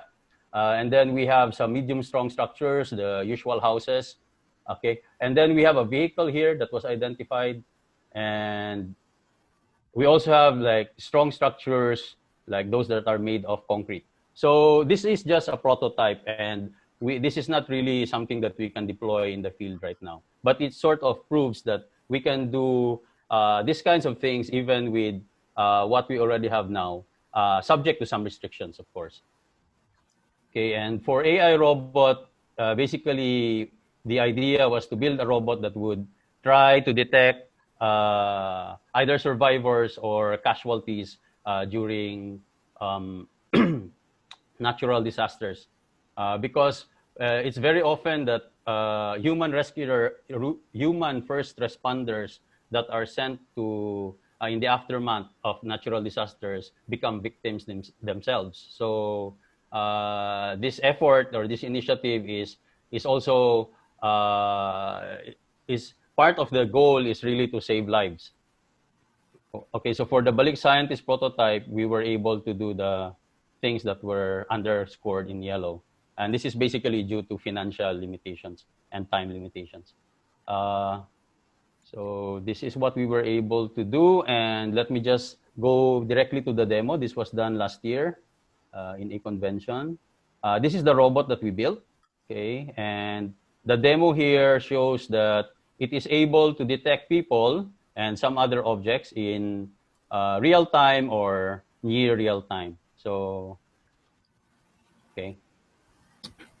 So this is also a proof of concept that shows that a robot like this, everything, all the hardware and the software are on the robot itself. It is autonomous and self-contained, can do these kinds of things. Okay. And one of the main, basically, points of this robot is that it is just like our robots before 20 years ago. It's dirt cheap. It's not, the cost of this robot is essentially cheaper than the cost of a single video card by NVIDIA, okay, that you can buy for your PC. So what happens from there after the Balik Scientist stint? Okay, so now we made some proposals based on the research for the Balik Scientist research, and we proposed them, and the automated labeling machine was proposed, and eventually it became the Philippine Sky Artificial Intelligence Program, or SkyPinas.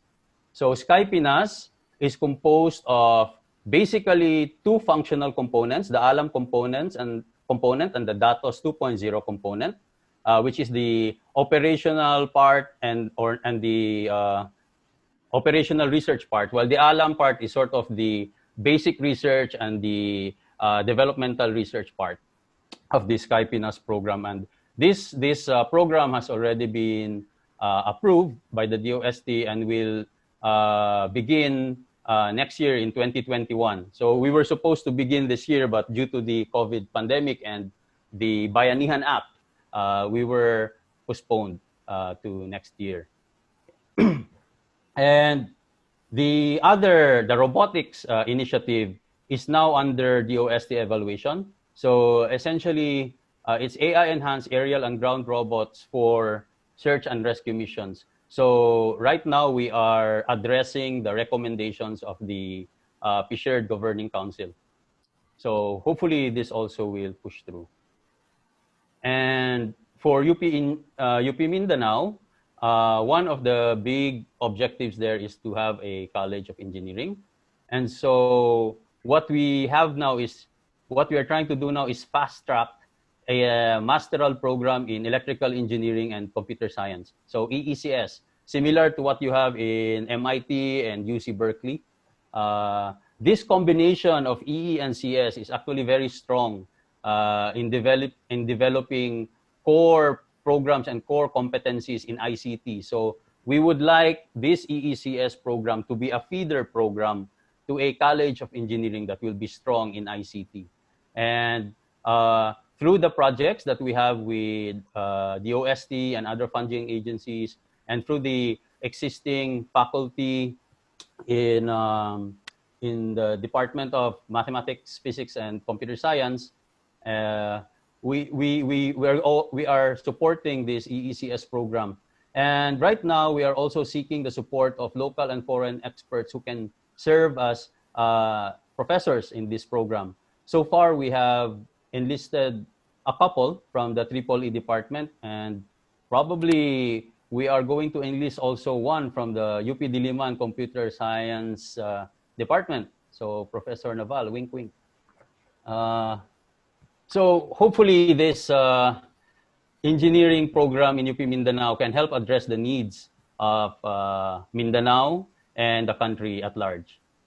And some other things that have been done, AI and robotics in the classroom, which, if I'm not mistaken, is a first in UP Mindanao. So this was last year in the Introduction to AI course, where I introduced a simple robot as part of their requirements. So yes. So let me end my presentation, which sort of tends towards the ethics of AI with Isaac Asimov's 3 laws of robotics. Thank you very much.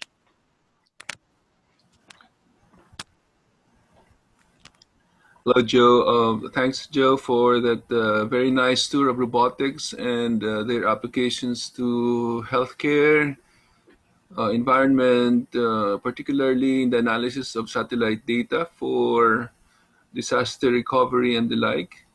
And congratulations for successfully bagging that Sky Pinas project. We also wish you all the best in setting up the ECS program in the future College of Engineering in UP Mindanao. So those who are interested in helping Dr. Joe, please let him know. And also thank you for inviting me. Let's talk You are about it. strongly invited, Professor Naval. Talk about it over coffee one of these days. Okay, Okay, thank great. you. Thanks. Again, if you have questions, please use the chat box, and later on I'll open the floor for anyone, so they could ask questions to the speakers directly. So our final speaker for this session is a data scientist and machine learning engineer of the Remote Sensing and Data Science Help Desk, or DATOS. He is an MS Engineering, Energy Engineering, and BS Computer Engineering graduate from the University of the Philippines, Diliman. His area of specialization is the integration of artificial intelligence and computer vision technologies on Earth observation data. So everyone, please welcome Engineer John Keithley Difuntorum. Engineer John? Yes, good morning po. Nakita niyo po yung slides? Yes, we can see and hear you quite well. Okay.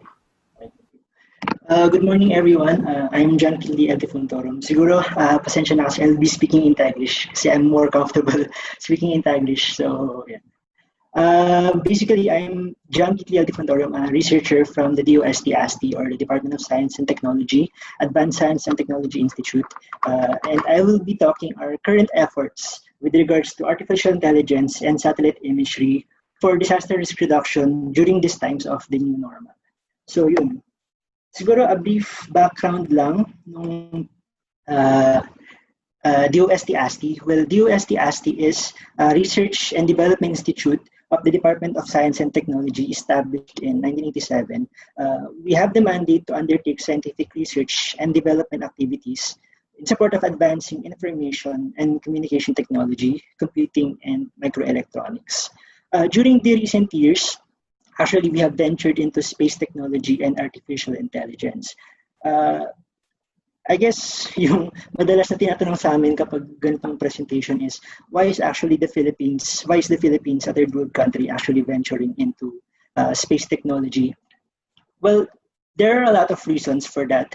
Pero yung main reason isa sa mga main reasons na sinasabi namin is for disaster risk reduction and preparedness. Basically, the Philippines is in the Pacific Ring of Fire, and as a country na beset by countless calamities, madalas tayong bagyuhin, madalas magkalindol dito, we should strengthen our disaster risk reduction efforts and disaster risk monitoring efforts. And how will we able to do that? Well, first, kailangan natin na magkaroon ng timely na assessment sa magiging damage kapag magkaroon ng kalamidad.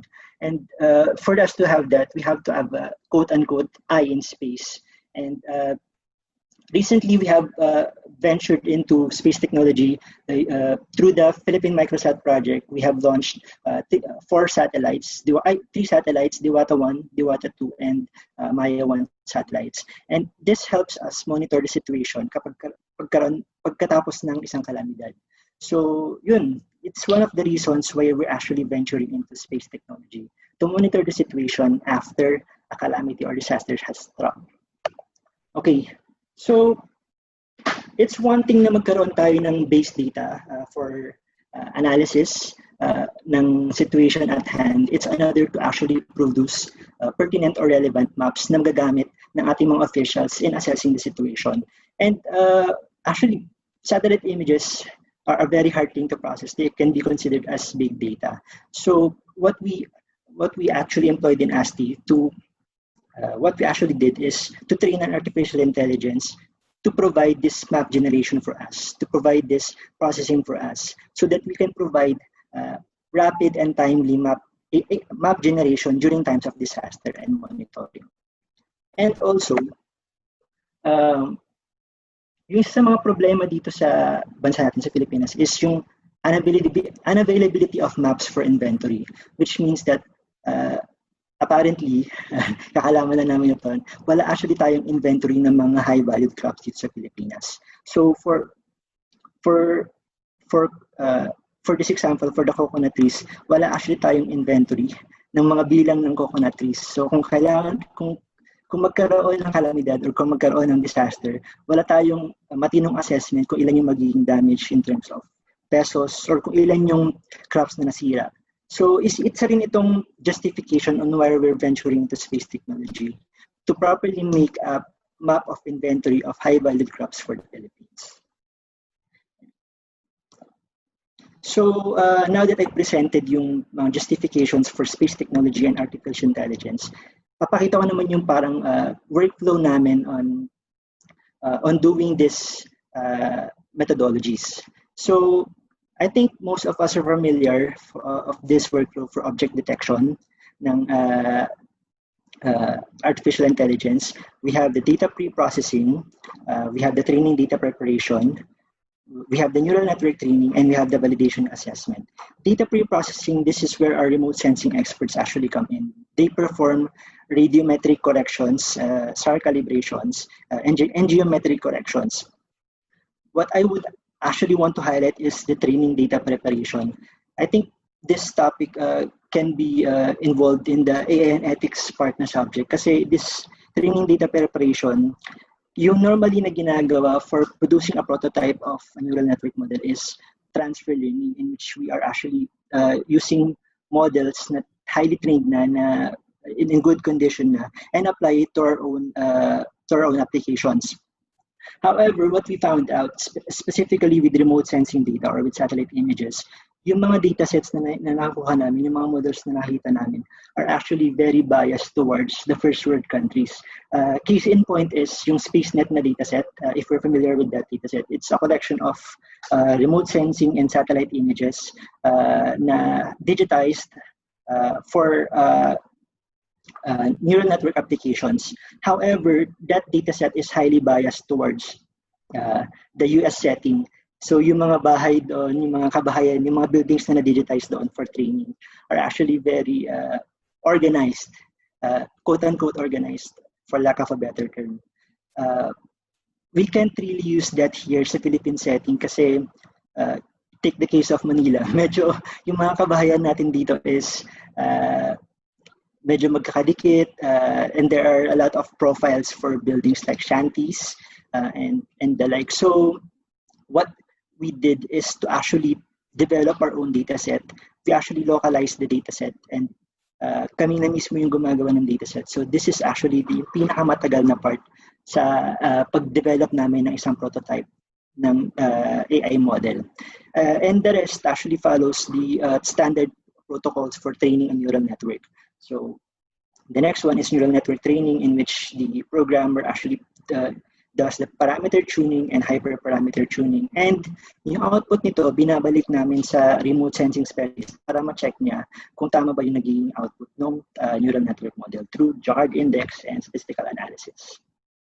So, siguro before I discuss the applications na mga na-develop namin, let me give you a brief summary ng mga AI models na na-develop namin. We actually have AI models categorized into 4 categories depending sa ginagamit na satellite images ng mga models na to. The first one uses VHR images. I think what we're usually using is digital globe images, yung same na ginagamit ng Google Earth. And it has a 0.3 meter resolution. When I say it has a 0.3 meter resolution, it means na sa isang pixel ng image, yung katumbas niya on ground or yung ground sampling distance niya is 0.3 meters. So this is a very fine resolution image. And as such, kaya nating mag-detect ng mga individual na puno, like individual na mango trees, individual na coconut trees, pili trees, buildings, and damaged buildings. So ito yung ginagamit namin mostly for inventory ng mga highly valued crops. Yung next naman is we're using planet imagery or planet satellite images, which has a 3-meter resolution. So this is much coarser than the VHR images. And and since this is a much coarser image, we can't technically expect it to detect yung mga individual trees or yung mga individual na kabahayan or individual na mga buildings. So what we actually develop here is more generalized models for the land cover classification. So yung mga mango trees, coconut trees, pili trees, and other types of foliage, we actually classified it into just one, which is vegetation. And then the buildings and other man-made structures, we classified it as built-up areas. So mas nagiging generalized yung classification ng mga AI models namin as the imagery resolution becomes coarser. So you might ask, ano yung kahalagahan why we are training yung much coarser models than the VHR models? Well, first things first, if we're going to be honest, VHR images actually cost a lot. Sa isang fresh capture ng satellite, ng digital globe na image, it actually costs 1 million for just one capture of a satellite, as composed to planet images, which ranges from, I don't know the exact figures, pero ballpark, I think it ranges from 50,000 pesos and above for a single image. And you can see the difference kung gaano kalaki yung makukuha nating matitipid natin if we're going to use planet images kung yung analysis naman natin is somewhat macro or macro perspective. And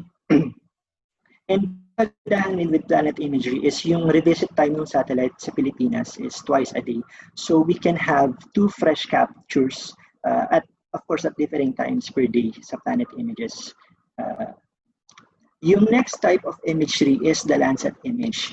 This is a much coarser image than the planet image, and it has a 30-meter resolution. So medyo very coarse na talaga itong Landsat images. And again, mas generalized na rin yung classification na ginagamit namin dito.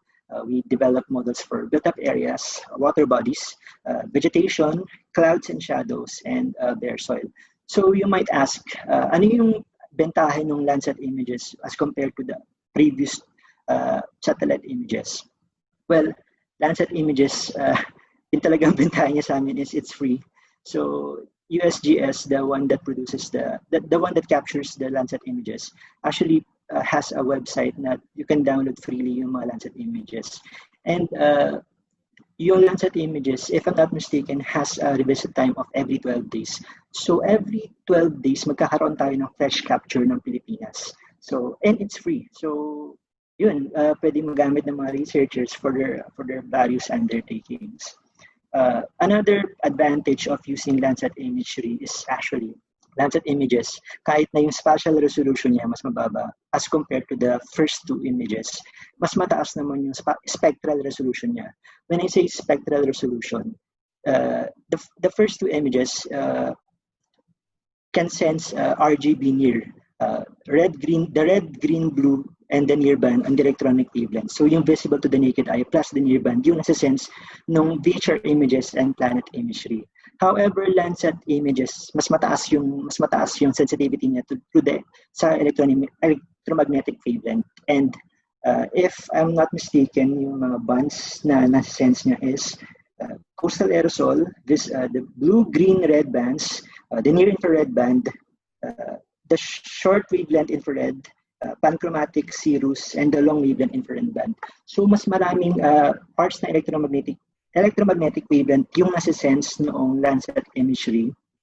And for that, mas maraming analysis yung pwede nating makuha sa Landsat images. And I guess some of these analyses include yung urban heat index detection and vegetation health index na makukuha natin from Landsat images. These 3 images are what we considered optical images. So yung makikita natin, yung mga capture natin dito, can be modeled as what yung nakita ng ating mata.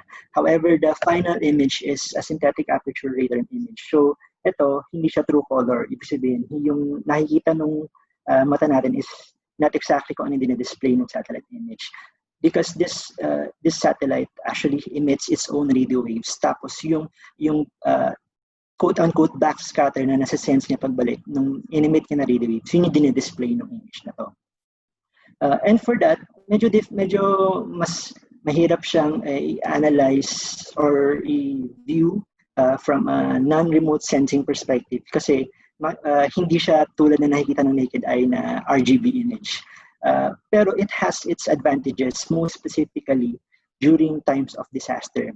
The first three optical images, pag magkaroon ng bagyo, pihado na yung makaka-capture niyang image is cloudy, as in punong-puno ng clouds. Wala kang makikita dun sa ilalim noong clouds na yun. And for that, since wala kang makikita dun sa ilalim ng clouds, hindi mo malalaman, hindi mo ma-assess kung ano yung situation on ground. And pero with SAR images, you won't have that same problem because SAR images are actually cloud penetrating. So ito yung ginagamit namin mostly for our disaster risk reduction efforts. And ito yung aming source satellite image for developing our flood maps.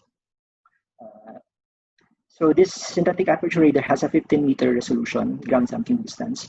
And we have developed 4 models for it, which is the flood maps, fish pen, fish ponds, and ships. Okay, so now that I have discussed yung mga images na ginagamit namin and yung mga appropriate na models na involved in these images, let me discuss to you naman yung mga applications na dinevelop namin for this. Okay, yung first na application na na-develop namin is yung flood extent mapping namin na dinevelop. Ito actually yung pinaka binibigay namin. Ito yung nire-release namin, yung madalas namin gawin. Kasi every time na magkakaroon ng kalamit ng typhoon event or ng bagyo, we always produce flood maps para dun sa mga lugar or sa mga locations na matatamaan ng bagyo. And ito, it's given, we give this freely sa kahit sino man manghingi. Pero mostly we give it to the Office of the Civil Defense and the pertinent LGUs na may tatamaan na tinamaan ng bagyo. So what this map displays is actually the flood extent, kung gaano ka laki or kung gaano ka wide-ranging yung baha doon sa lugar na tinamaan ng bagyo. I guess since we're on the topic of AI and ethics, the one challenge that we have in producing these flood maps is actually the validation of these flood maps, because yung typical na validation kapag anything involving remote sensing and Earth observation data is you have to validate your data on ground sa mismong nangyari. And for our case, we can't possibly expect our people na puntahan yung mismong baha during the time of calamity. Kasi, well, first things first, it's dangerous. Next, it's costly. And of course, we can't convince any people na pumunta dun sa mismong baha at times like this. So that's one of the ethical considerations that we considered in validating our models. So what we did is actually to validate our model into an optical image na freshly captured after ng baha. Of course, that process is actually based on luck kasi mostly kapag magka-capture ka ng optical image, yan ang nasabi ko kanina, after ng baha, puro clouds yan. So luckily, meron kaming isang lugar, I think it's in, if I remember correctly, it's in Biliran, Samar, or it's in Pangasinan, I'm not sure. Pero nung time na kinapture namin siya, as in walang clouds after ng baha. So we were able to validate our model na, okay, may existing pala na flooding talaga dun sa area. Okay, meron pala talagang baha doon sa area na to and so forth. Pero again, that's purely luck-based, and that is not how standard operating protocols of validating a remote sensing model occurs. Kasi dapat talaga kapag validation of satellite imagery of remote sensing and any observation data for that matter, kailangan magpuntahan sa ground for validation. Okay, this is an example of the North Luzon flood extent map na dinevelop namin. If I recall correctly, this is Typhoon Kamuri, circa 2018. Yeah, it's Typhoon Kamuri circa 2018. And this data, yung input image namin dito, actually ranges for about give or take 100 gigabyte. Yeah, so it can be considered as big data. Thankfully, we were able to optimize our processing na matatapos nga yung pag-detect ng flooding extent dito sa area na to in a matter of 2 to 4 hours. So that we can provide timely data dun sa mga LGUs and OCD and OCD na involved dun sa pag-assess ng situation on the ground. So, yun. The next AI model that we developed is the road network prediction model. This is actually in collaboration with Project Dan, but I'll be discussing that later. Basically, nakikita niyong video dito, yung GIF na nakita niyo dito is yung progression ng training namin as we added more training data and as we improved the architecture of our model. So this is a planet dove image with a 3-meter resolution. And so ito yung progression ng model namin actually for detecting the road network.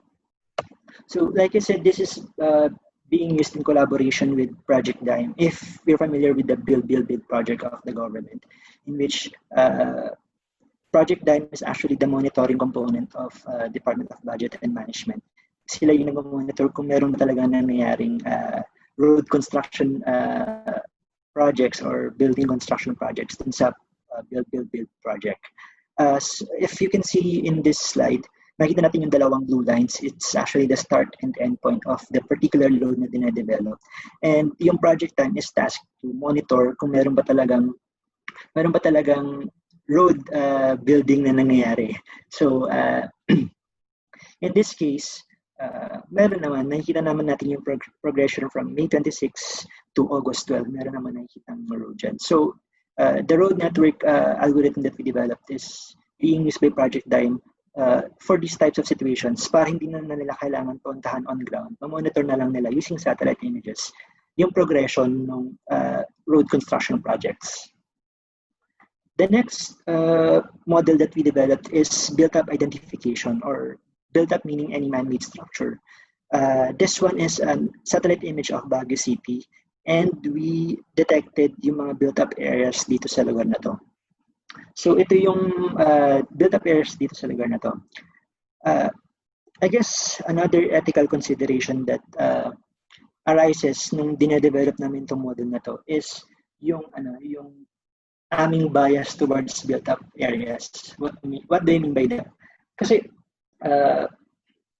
admittedly we are in the subject of disaster risk reduction. We are disaster risk reduction researchers. So ang ginagawa namin is meron kaming land cover, and yung built-up areas are actually confused with bare soil areas.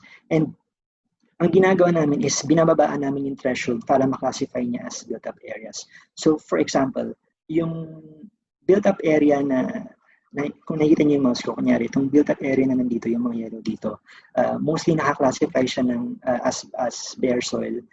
Sabihin natin na yung detection score for built-up nito is nasa 40%. However, siniset na namin yung threshold into 40% para maklasify siya as built-up. You might ask, why are we doing that? Because we would want na maklasify siya as bare, so as built up, and kung sakaling magkaroon ng calamity event dun sa area, naklasify siya as built up. So dahil naklasify siya as built up, we would assume na merong human activity or human presence dun sa lugar na yun, and we would adjust our measures accordingly dahil may human activity dun sa area, dahil may human presence dun sa area. We would adjust our disaster response methods accordingly. As opposed to pag na-classify siya as bare soil, kapag nagkaroon ng disaster, hindi siya papakialaman. Kasi bare soil lang naman siya. Wala namang ibang feature dun. Wala namang human activity dun. So parang ganun.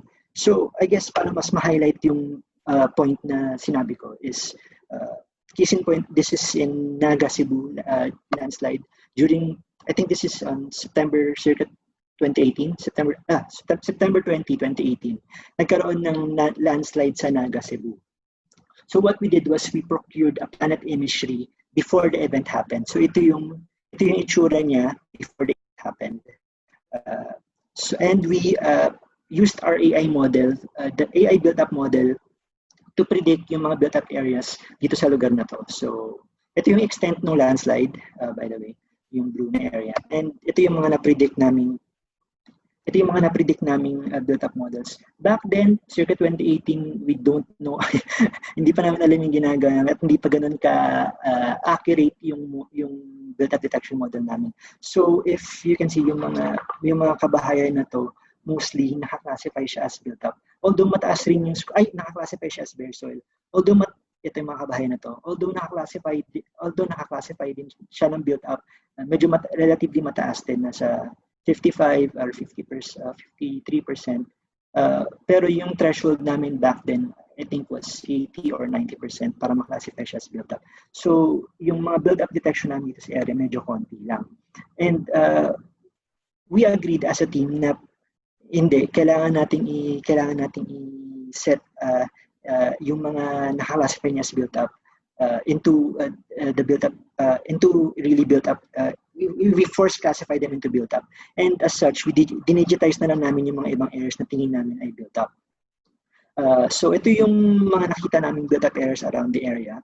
And so, nung nagkaroon ng landslide, we overlaid yung mga built-up detection doon sa area. And this one is the built-up detection.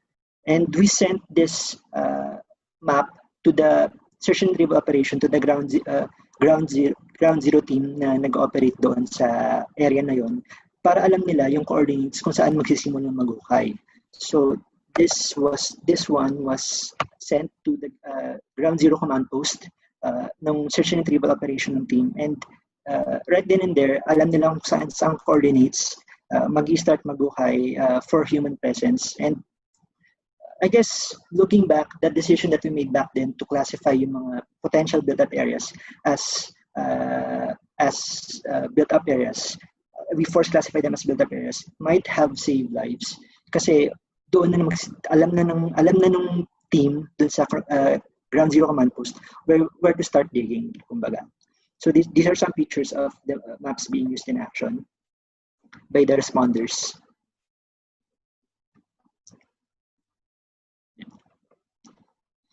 Ito din yung mga landslide na nangyari naman sa Itogon, Benguet. Same scenario, pero in this time, mas okay na yung aming built-up detection. Mas maganda yung accuracy niya. And as you can see, yung sa yellow line, may natamaang bahay. So again, we sent it to the appropriate authorities, Office of Civil Defense and UST regional offices, para makatulong dun sa search and retrieval operation during the landslide. Ito naman, special case kasi hindi namin alam yung extent ng landslide, kung saan talaga yung mismong landslide. Alam nga namin through social media, nabalitaan na namin na meron nangyaring landslide sa Makilala, Cotabato, but we don't know exactly where it is. So what we did was we procured a satellite image before the landslide happened and after the landslide happened, and then we detected yung land cover classification ng before image and detected yung land cover classification ng after image. And then tinignan namin kung saan nagkaroon ng change. So in this case, yung mga highlighted ng red, yung mga areas highlighted ng red is actually kung saan nagkaroon ng change from vegetation to bare soil. So yung that change from vegetation to bare soil can actually mean a lot of things. Pero in this case, we assumed that it means dito nangyari yung landslide. Kasi from yung vegetated area, natabunan ng bare land. So it might mean na dito nangyari yung landslide. The next AI model that we developed, this is actually quite controversial. This is actually a damage detection. We're separating yung mga damaged buildings with yung mga buildings na medyo okay pa. And I said it was controversial kasi yung ginamit naming dataset dito is yung Marawi Siege dataset, yung during the time of war. So yun yung ginamit naming pang-train for a model to detect the damaged buildings in the area. I guess hindi naman malicious yung intent kasi we are planning to detect yung mga damaged buildings, and this actually we have ongoing talks with the SWD to apply this AI model in times of calamity naman, para ma-assess nila yung damage kapag after the calamity, kung gaano kadaming bahay yung nasira, for example. Pero I guess this has implications ethically. If you're familiar with Project Maven, it's a collaboration between Pentagon and Google. Let me do a quick Google search. This project aims to develop and integrate computer vision algorithms needed to help military and civilian analysts encumbered by the sheer volume of full motion video data that DoD collects every day in support of counterinsurgency and counterterrorism operations. So basically, they want to deploy artificial intelligence and machine learning to circumvent the counterinsurgency and counterterrorism operations of the Pentagon. Of course, many Google employees cried foul because they thought that it was a way of Pentagon to weaponize AI. I think that resolution is actually quite valid because yung plano ng Pentagon to pursue artificial intelligence might have some malicious underpinnings in the sense that they could refine drone strikes and other kinds of lethal attacks involved in the business of war. So, ayun, it has some serious ethical complications when it comes to satellite imagery and artificial intelligence. Pero full disclosure, wala naman kaming ginagawang malicious in the datasets that we use as training data. Okay, so, ayun. So this one naman is what we did during the time of the pandemic. This is one of our COVID efforts. Basically, what we did here is we monitored the presence of ships sa Manila port area using object detection. This is using SAR imagery. Basically, nalalaman namin kung ilan yung mga number of ships present doon sa particular na dates na nandun sa lugar, particular date and time dun sa lugar, na yan. And if you'll see dun sa chart dun sa left, yung months, makita natin, we can see a spike or an increase in the number of ships, ship count doon sa Manila port area as compared to the 2019 data, yung dotted line. Don't be alarmed, hindi siya indication of business as usual operations ng maritime industry. It's actually quite good na madaming ships doon sa port area kasi it means that the community quarantine is in effect.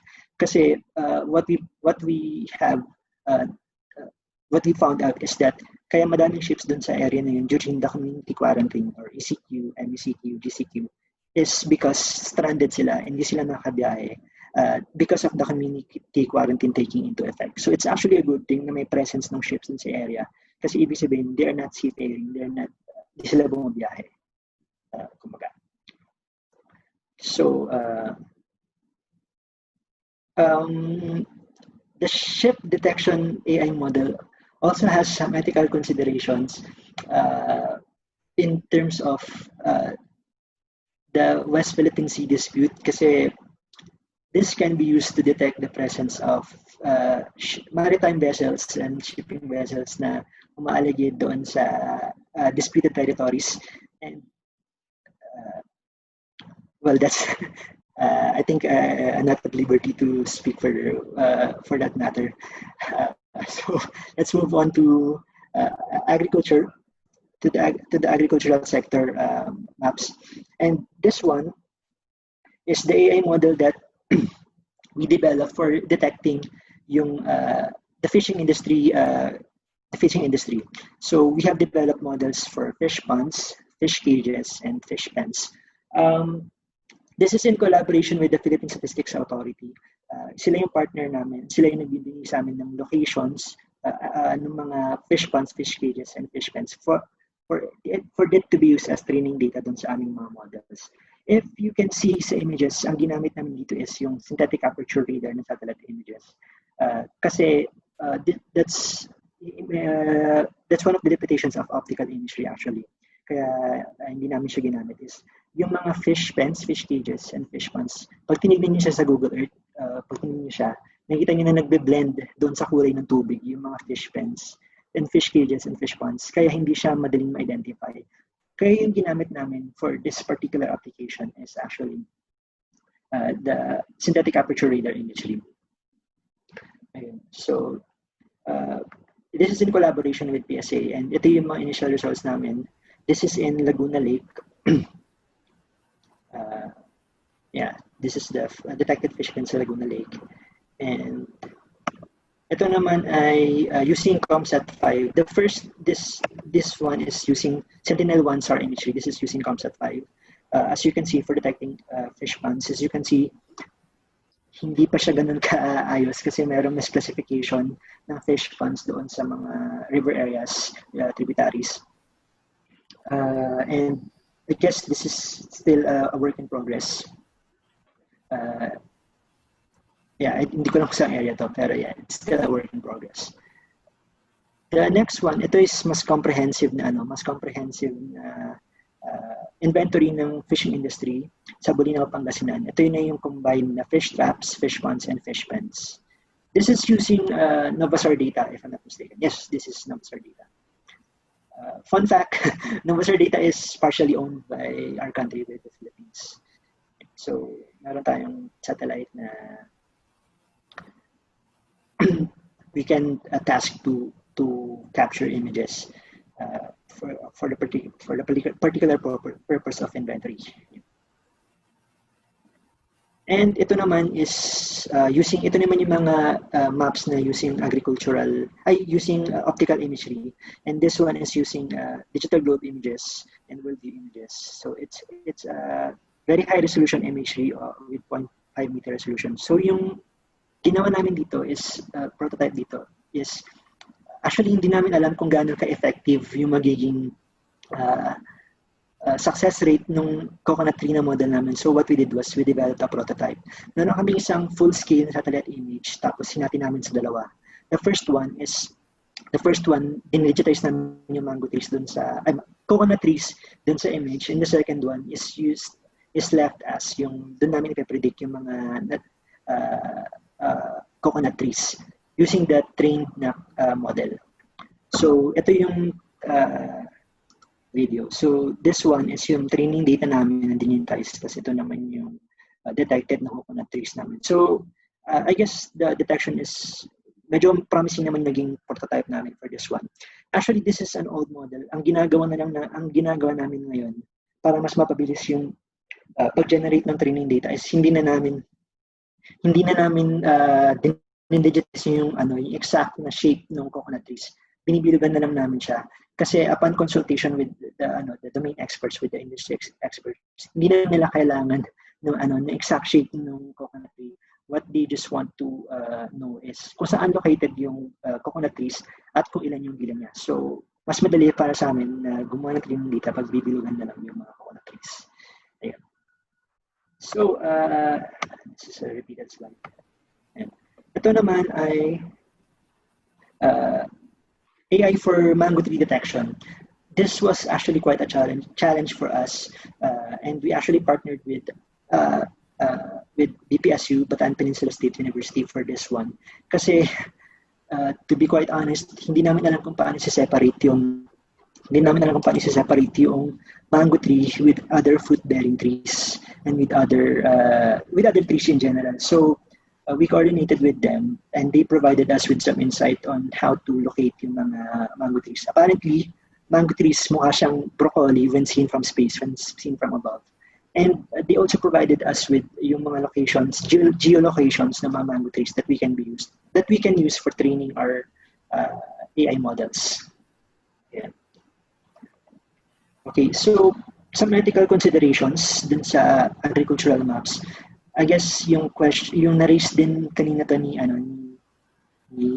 Dr. Tapang na where does AI cross from monitoring to surveillance? Kasi to be quite honest, when you have an eye in space, there's no more room for privacy. Nakikita natin lahat yung naging activity on ground, whether it's a protected property or a private property.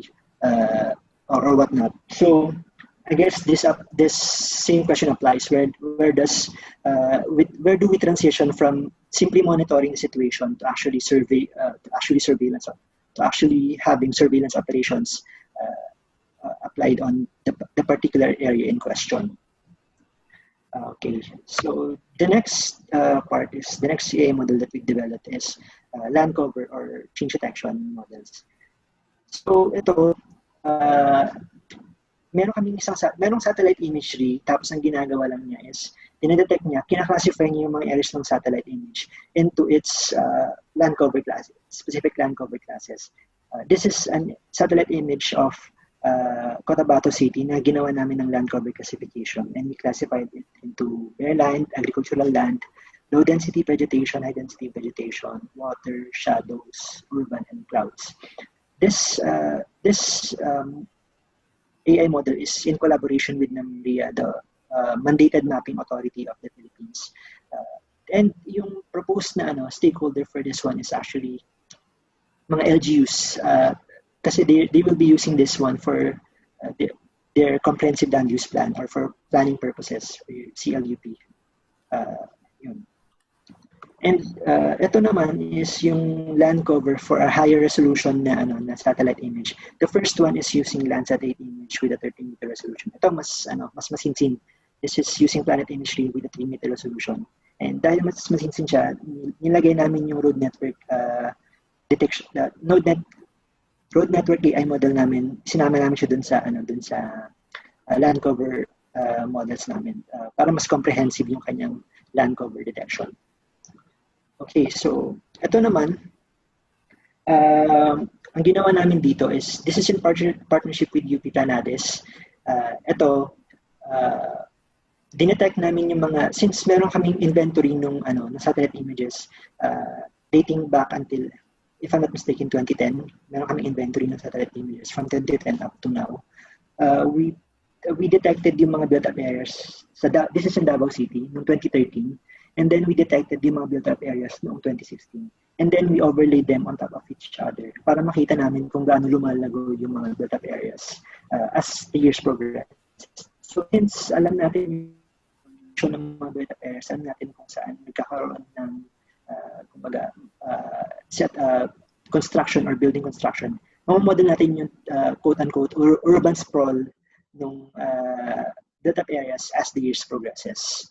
So, some ethical considerations with land cover. I think na-mention ko na rin partly kanina, pero pag nagkaroon kasi ng change detection, for example, in this part, yung mga vegetated areas, pag nagkaroon dyan ng yung nag-transition from vegetated, kunyari, nung March, nagkaroon siya ng vegetated pa siya, tapos June, naging bare land siya. This can mean two things. First is, of course, magkaroon ng natural calamity like landslides and other hazards. The second one is something more malicious, na nagkaroon ng human activity dun sa area. It might mean na nagkaroon ng illegal logging dun sa area and other illegal activities na ginagawa, or mining, for example. There are also some ethical considerations with regards to counterinsurgency, kasi yung transition from vegetation to bare land can mean na meron din human activity doon sa area. So it can mean na nagkakaroon ng human settlement dun sa bundok. So it might indicate the presence of rebel factions doon, presence of rebel faction establishments doon sa areas na nagkaroon ng change detection. And again, ethically, if you're going to use the maps to triangulate the locations of the rebel, you're actually one of the reasons why war can be incited between the rebels and the soldiers or whatnot. So, yeah. This one, I'll just breeze through this other applications. Ito naman, they're using classical machine learning techniques and methodologies. Ito is mapping of other high-valued crops like rice, sugarcane, and corn. This is using dynamic time warping techniques. Basically, kinuha namin yung phenological signature ng mga crops. Tapos, kino-compare namin siya dun sa temporal signature niya across across many satellite images to detect kung saan yung mga areas for rice, sugarcane, and corn. And this is in collaboration with the Department of Agriculture and with the Department of Agriculture. Ito naman is drought monitoring. Ito, ginawa namin siya nung nagkaroon ng kakulangan ng tubig. If you remember, noong 2019, yung walang tubig, yung halos mag-critical level yung Angat Dam, to monitor yung situation nung drought situation natin. And this one, we modeled yung VHI, Vegetation Health Index, dun sa lugar para ma-monitor namin yung severity ng drought. Vegetation Health Index is an indicative data that pertains to kung merong presence ng heat and drought dun sa area. Ito ay using SAR data, ma-model natin yung surface movement. Ito, makikita natin na merong paglubog doon sa area. I mean, merong displacement, medyo lumulubog yung area. This is I think, in Cebu. I'm not sure which area in Cebu. Pero makikita natin yung paglubog ng area from 2016 to 2018. Ito is our monitoring efforts dun sa Taal Volcano eruption. Ito naman, minomonitor namin yung paggalaw ng lupa doon sa area around Taal Volcano kasi it might mean the motion of the area around Taal Volcano might mean volcanic activity, yung malapit na siyang pumutok. So it's using interferogram methods on SAR images. Ito naman is yung NDVI. This is an indicative data. Again, this is for Taal Volcano monitoring. Ito yung pag-model namin ng ashfall dun sa area. Kapag nagkaroon ng drastic change sa NDVI or normalized difference vegetation index dun sa area malapit sa Taal, it might mean na nakoveran na natakpan ng ashfall yung area around that. So that's an indicative measure of malapit na pumutok ng Taal Volcano or a measure of kung gaano kalaki yung ashfall na kumakalat from the Taal Volcano eruption.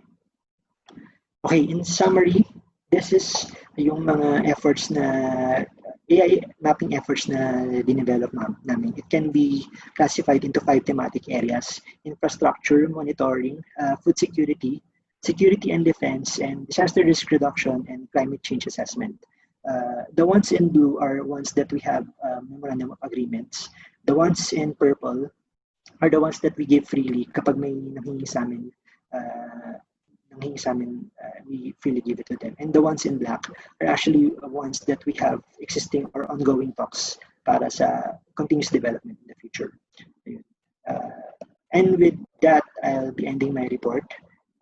And if you have questions, feel free to email us or ask after the presentation.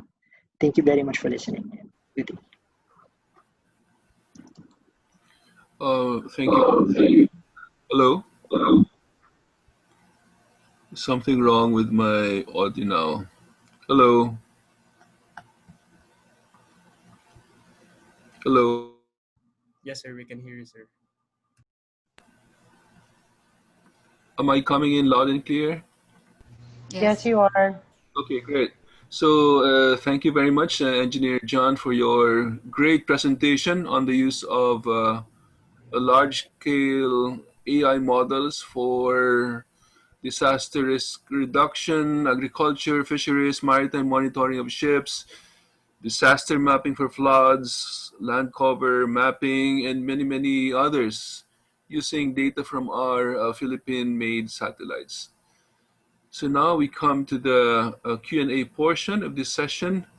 I think it's, instead of me reading out the questions, I think it's better for me to open the floor to the ones asking. May we have Dr. Varsunyo? Vars, would you like to unmute and show your face and direct your question to Dr. Avisa? Yeah, Okay. yeah, hello everyone. So I'm Vars. Can you hear me? Yes, Yes. we can hear you. Yeah, I prefer to not switch on my video. Yeah, the talk of Professor Visa, so I find it very interesting. So I just want to ask because I noticed in the presentation that the data sets used have complete information. I think that's what you mentioned. So I imagine that you will have more data sets available if you like consider data sets with missing or incomplete information. So those attributes without any value. So in which case, I'm curious, like how does the Hyperbox classifier handle classification with such missing information? Okay, thank you very much for that question. So actually, the initial test case that we did, we only, since it was the first case study that we were working on with the model, so we only looked at data that had that had complete information and tried to validate it with some data with missing information to try and see whether the rules would still work even without even without some of the information available. So these are some things that we also intend to look at in the future. Yes, we do expect that there will be missing data in most of the data sets. And yeah, so these are some developments that we look forward to in the future, like how do we actually deal with missing information. Actually, we've tried to run some data sets with missing information and looking at decision rules that would probably eliminate these attributes to be part of the if-then decision rules. So yeah, so it's still evolving. Unfortunately, for that particular case study that we're working on, we haven't completed the results yet. Okay, thank you. Okay. Thank you. Thank you, Vars and Dr. Kathleen, for the answer. Now, may we have Dr. Hill? Dr. Hill Mendoza? Okay, can you hear me? Yes. Okay, well, thank you, Kathy, for that very interesting presentation. And I do think the method you're proposing is quite novel. I have already asked the question, I wrote the question on the chat, and you have responded. But I do have a follow-up question. One of these is actually was just asked about incomplete information, but a follow-up to my question is I'm a bit intrigued by when you said that the bounds are actually decision variables themselves and that they are free floating. And in my mind, when you optimize something, the decision variable is to be optimized, and you subject that to the set of fixed or set constraints. So can you elaborate a little bit more about what you mean by free floating? Okay, so thank you very much for that question. Yeah, so essentially what the model does is try to identify the bounds for the hyperbox. So essentially what it does is try to draw boxes to enclose as much of the positive samples as possible. So when we develop the model is free to decide what would be those boundaries. It can be a lower, it needs to define a lower and an upper limit to actually enclose a particular box. So there, we have also integrated the option that the box can actually extend to infinity. So like I showed you in the presentation, it might be possible to end up with rules that are one-sided.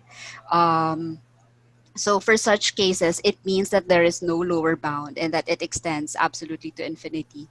On practical implementation, what we actually did is to put in the model arbitrary limits that are whose magnitude would be very, very big compared to the data sets that we were analyzing. So if the model suddenly activates limits that are really, really far off from our data sets, then we consider that to be equivalent almost to reaching positive or negative infinity, or essentially dissolving the sides of the box. Thank you. So are there more questions? Hi, sir. I have a question for Mr. Defontorum. Sure. Uh, uh, so you mentioned that regarding the validation of the results of your predictions, you are limited by the fact that you cannot go on the ground, especially during disasters. So aside from your current validation techniques, have you considered other methods on how you could do the validation, even if you have not implemented them yet? But do you have other ideas in mind on how um, you would be performing validation in perhaps creative ways, while circumventing the need to go on the field? Uh, Actually, we have talked about that. Are you referring for the flood validation for the AI model for the flood?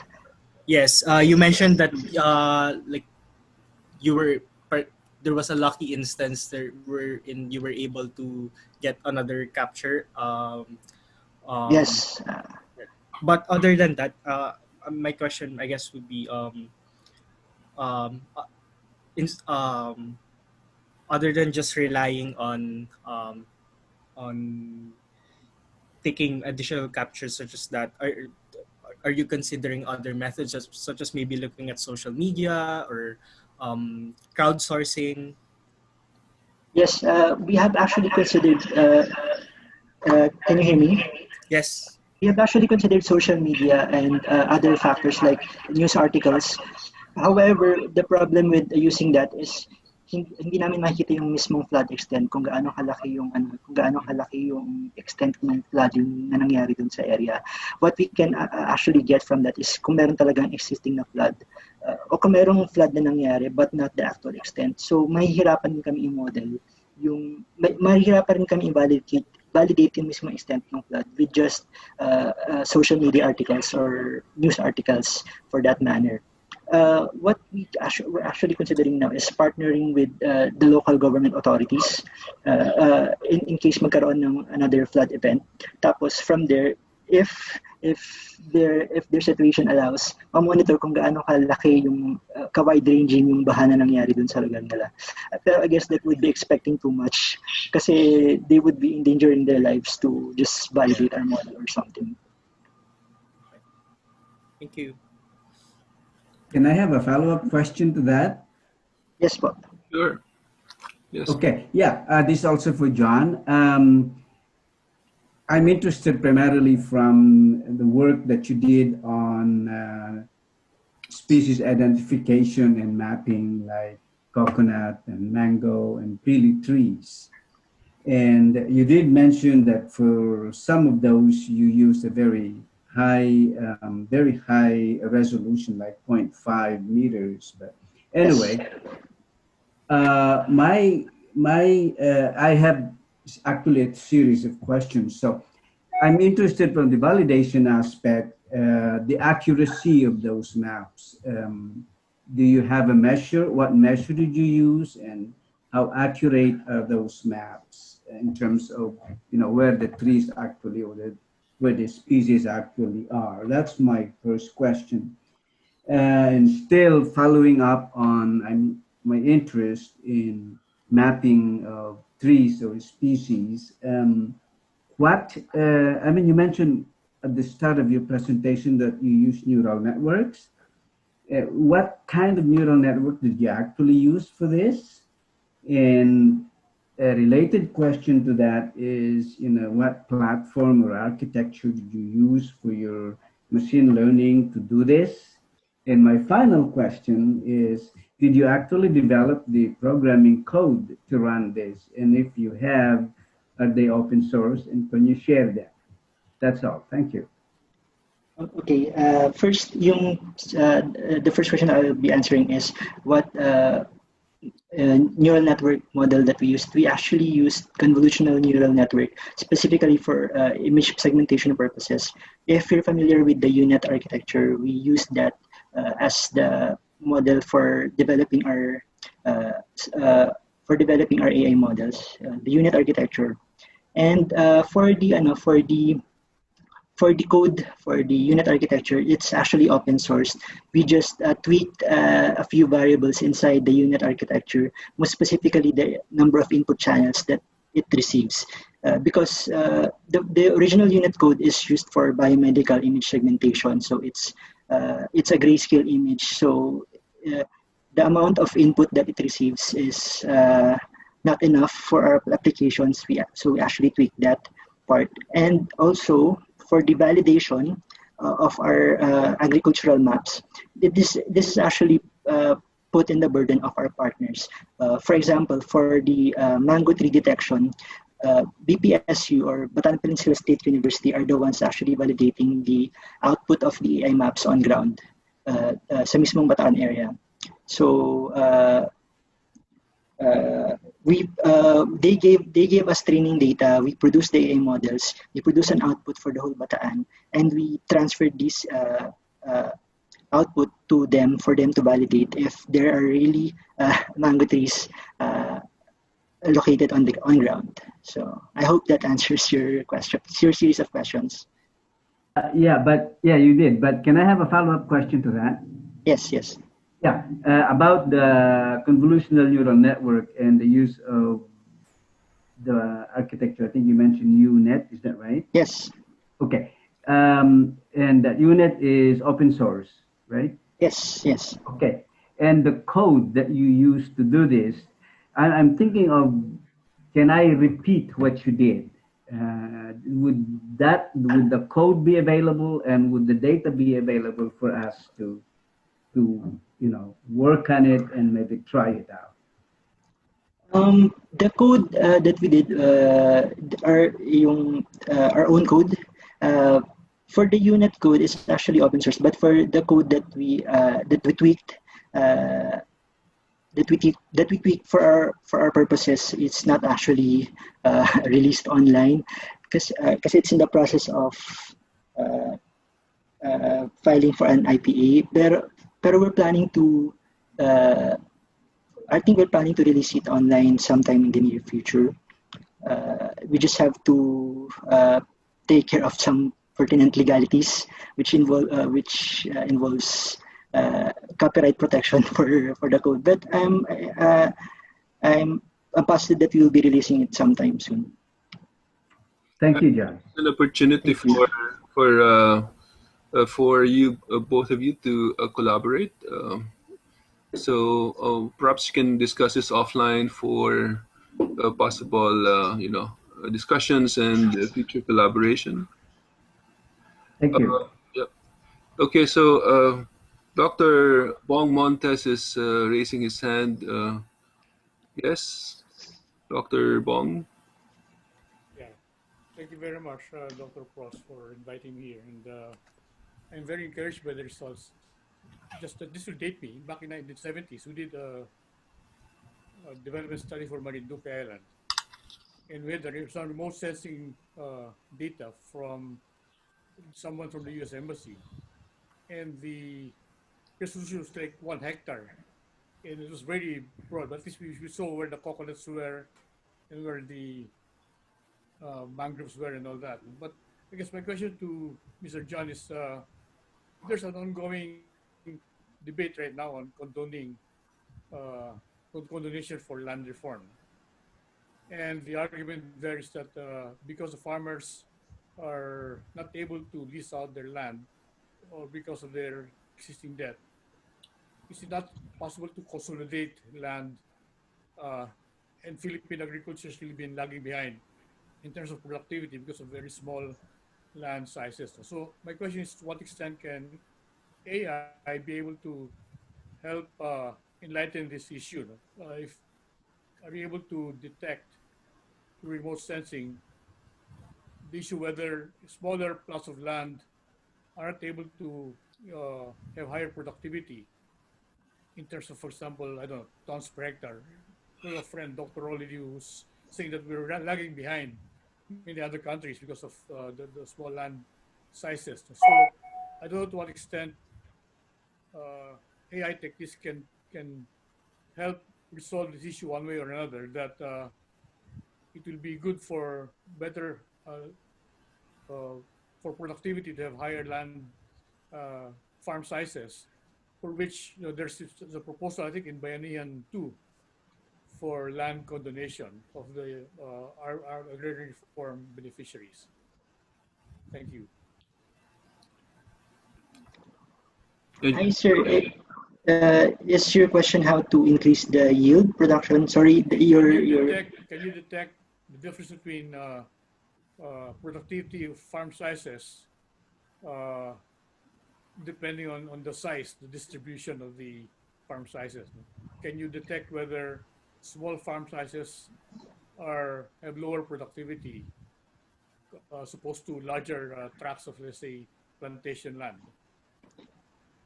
As of now, sir, we are limited to just mapping the crops involved, like coconut trees and mango trees. In case of analyzing the data for the application that you mentioned, I think we would have to handle our maps to the domain experts. We don't have that kind of processing ability yet. We only have an AI for mapping purposes. Yeah. Okay. Thank you. The other issues was what extent can it also help in terms of land titling. This will help farmers in terms of being able to borrow from the banks if their titles are clearly designated, and if there's a way that maybe Landsat is too remote for that type Yes. of micro data. But I don't know if there's a way you can also help in terms of cadastral surveys. Again, sir, with that type of research or application, we would just have to provide our maps or our land cover maps if it will help to the pertinent authorities for them to assess the situation at hand. We don't have the proper authority to actually do the things that you mentioned. We can provide the maps for indicative data and for input data for their research, but other than that, I guess we don't have the proper mandate to actually assess the situation that you have given us. Yeah, okay.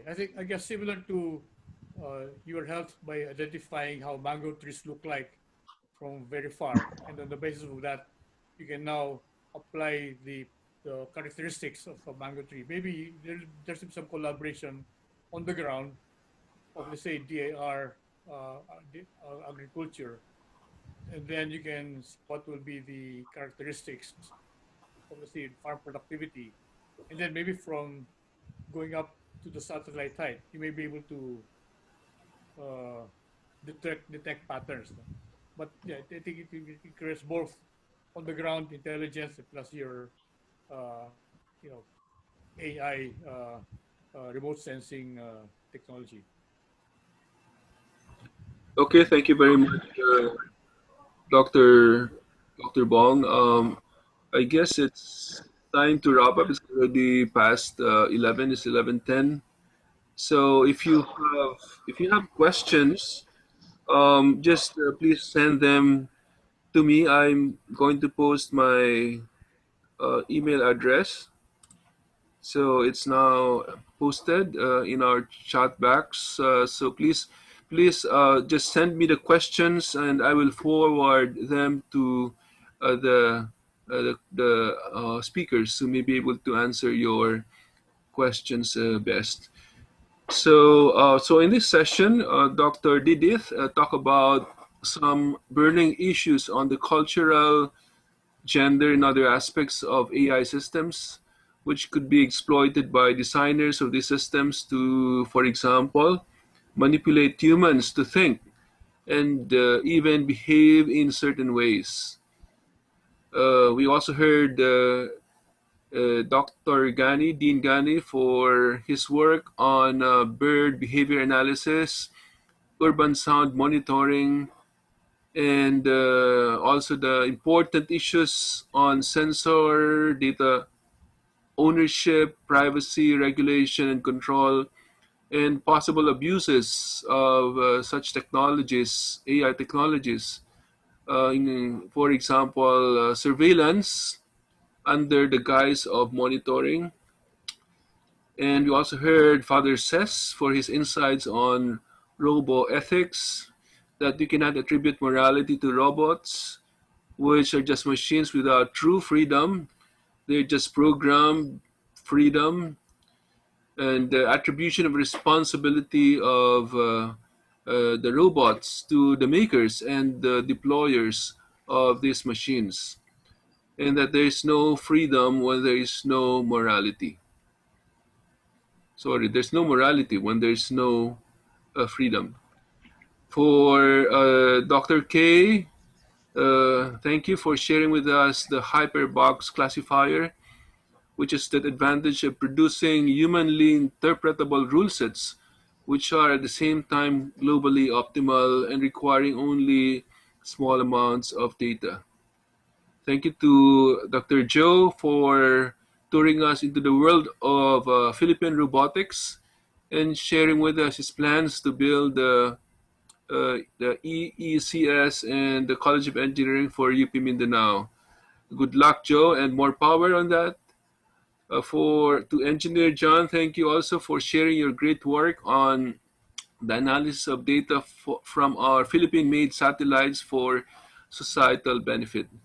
Again, on behalf of the Philippine American Academy of Science and Engineering, I thank you all, including all the participants, for joining this session.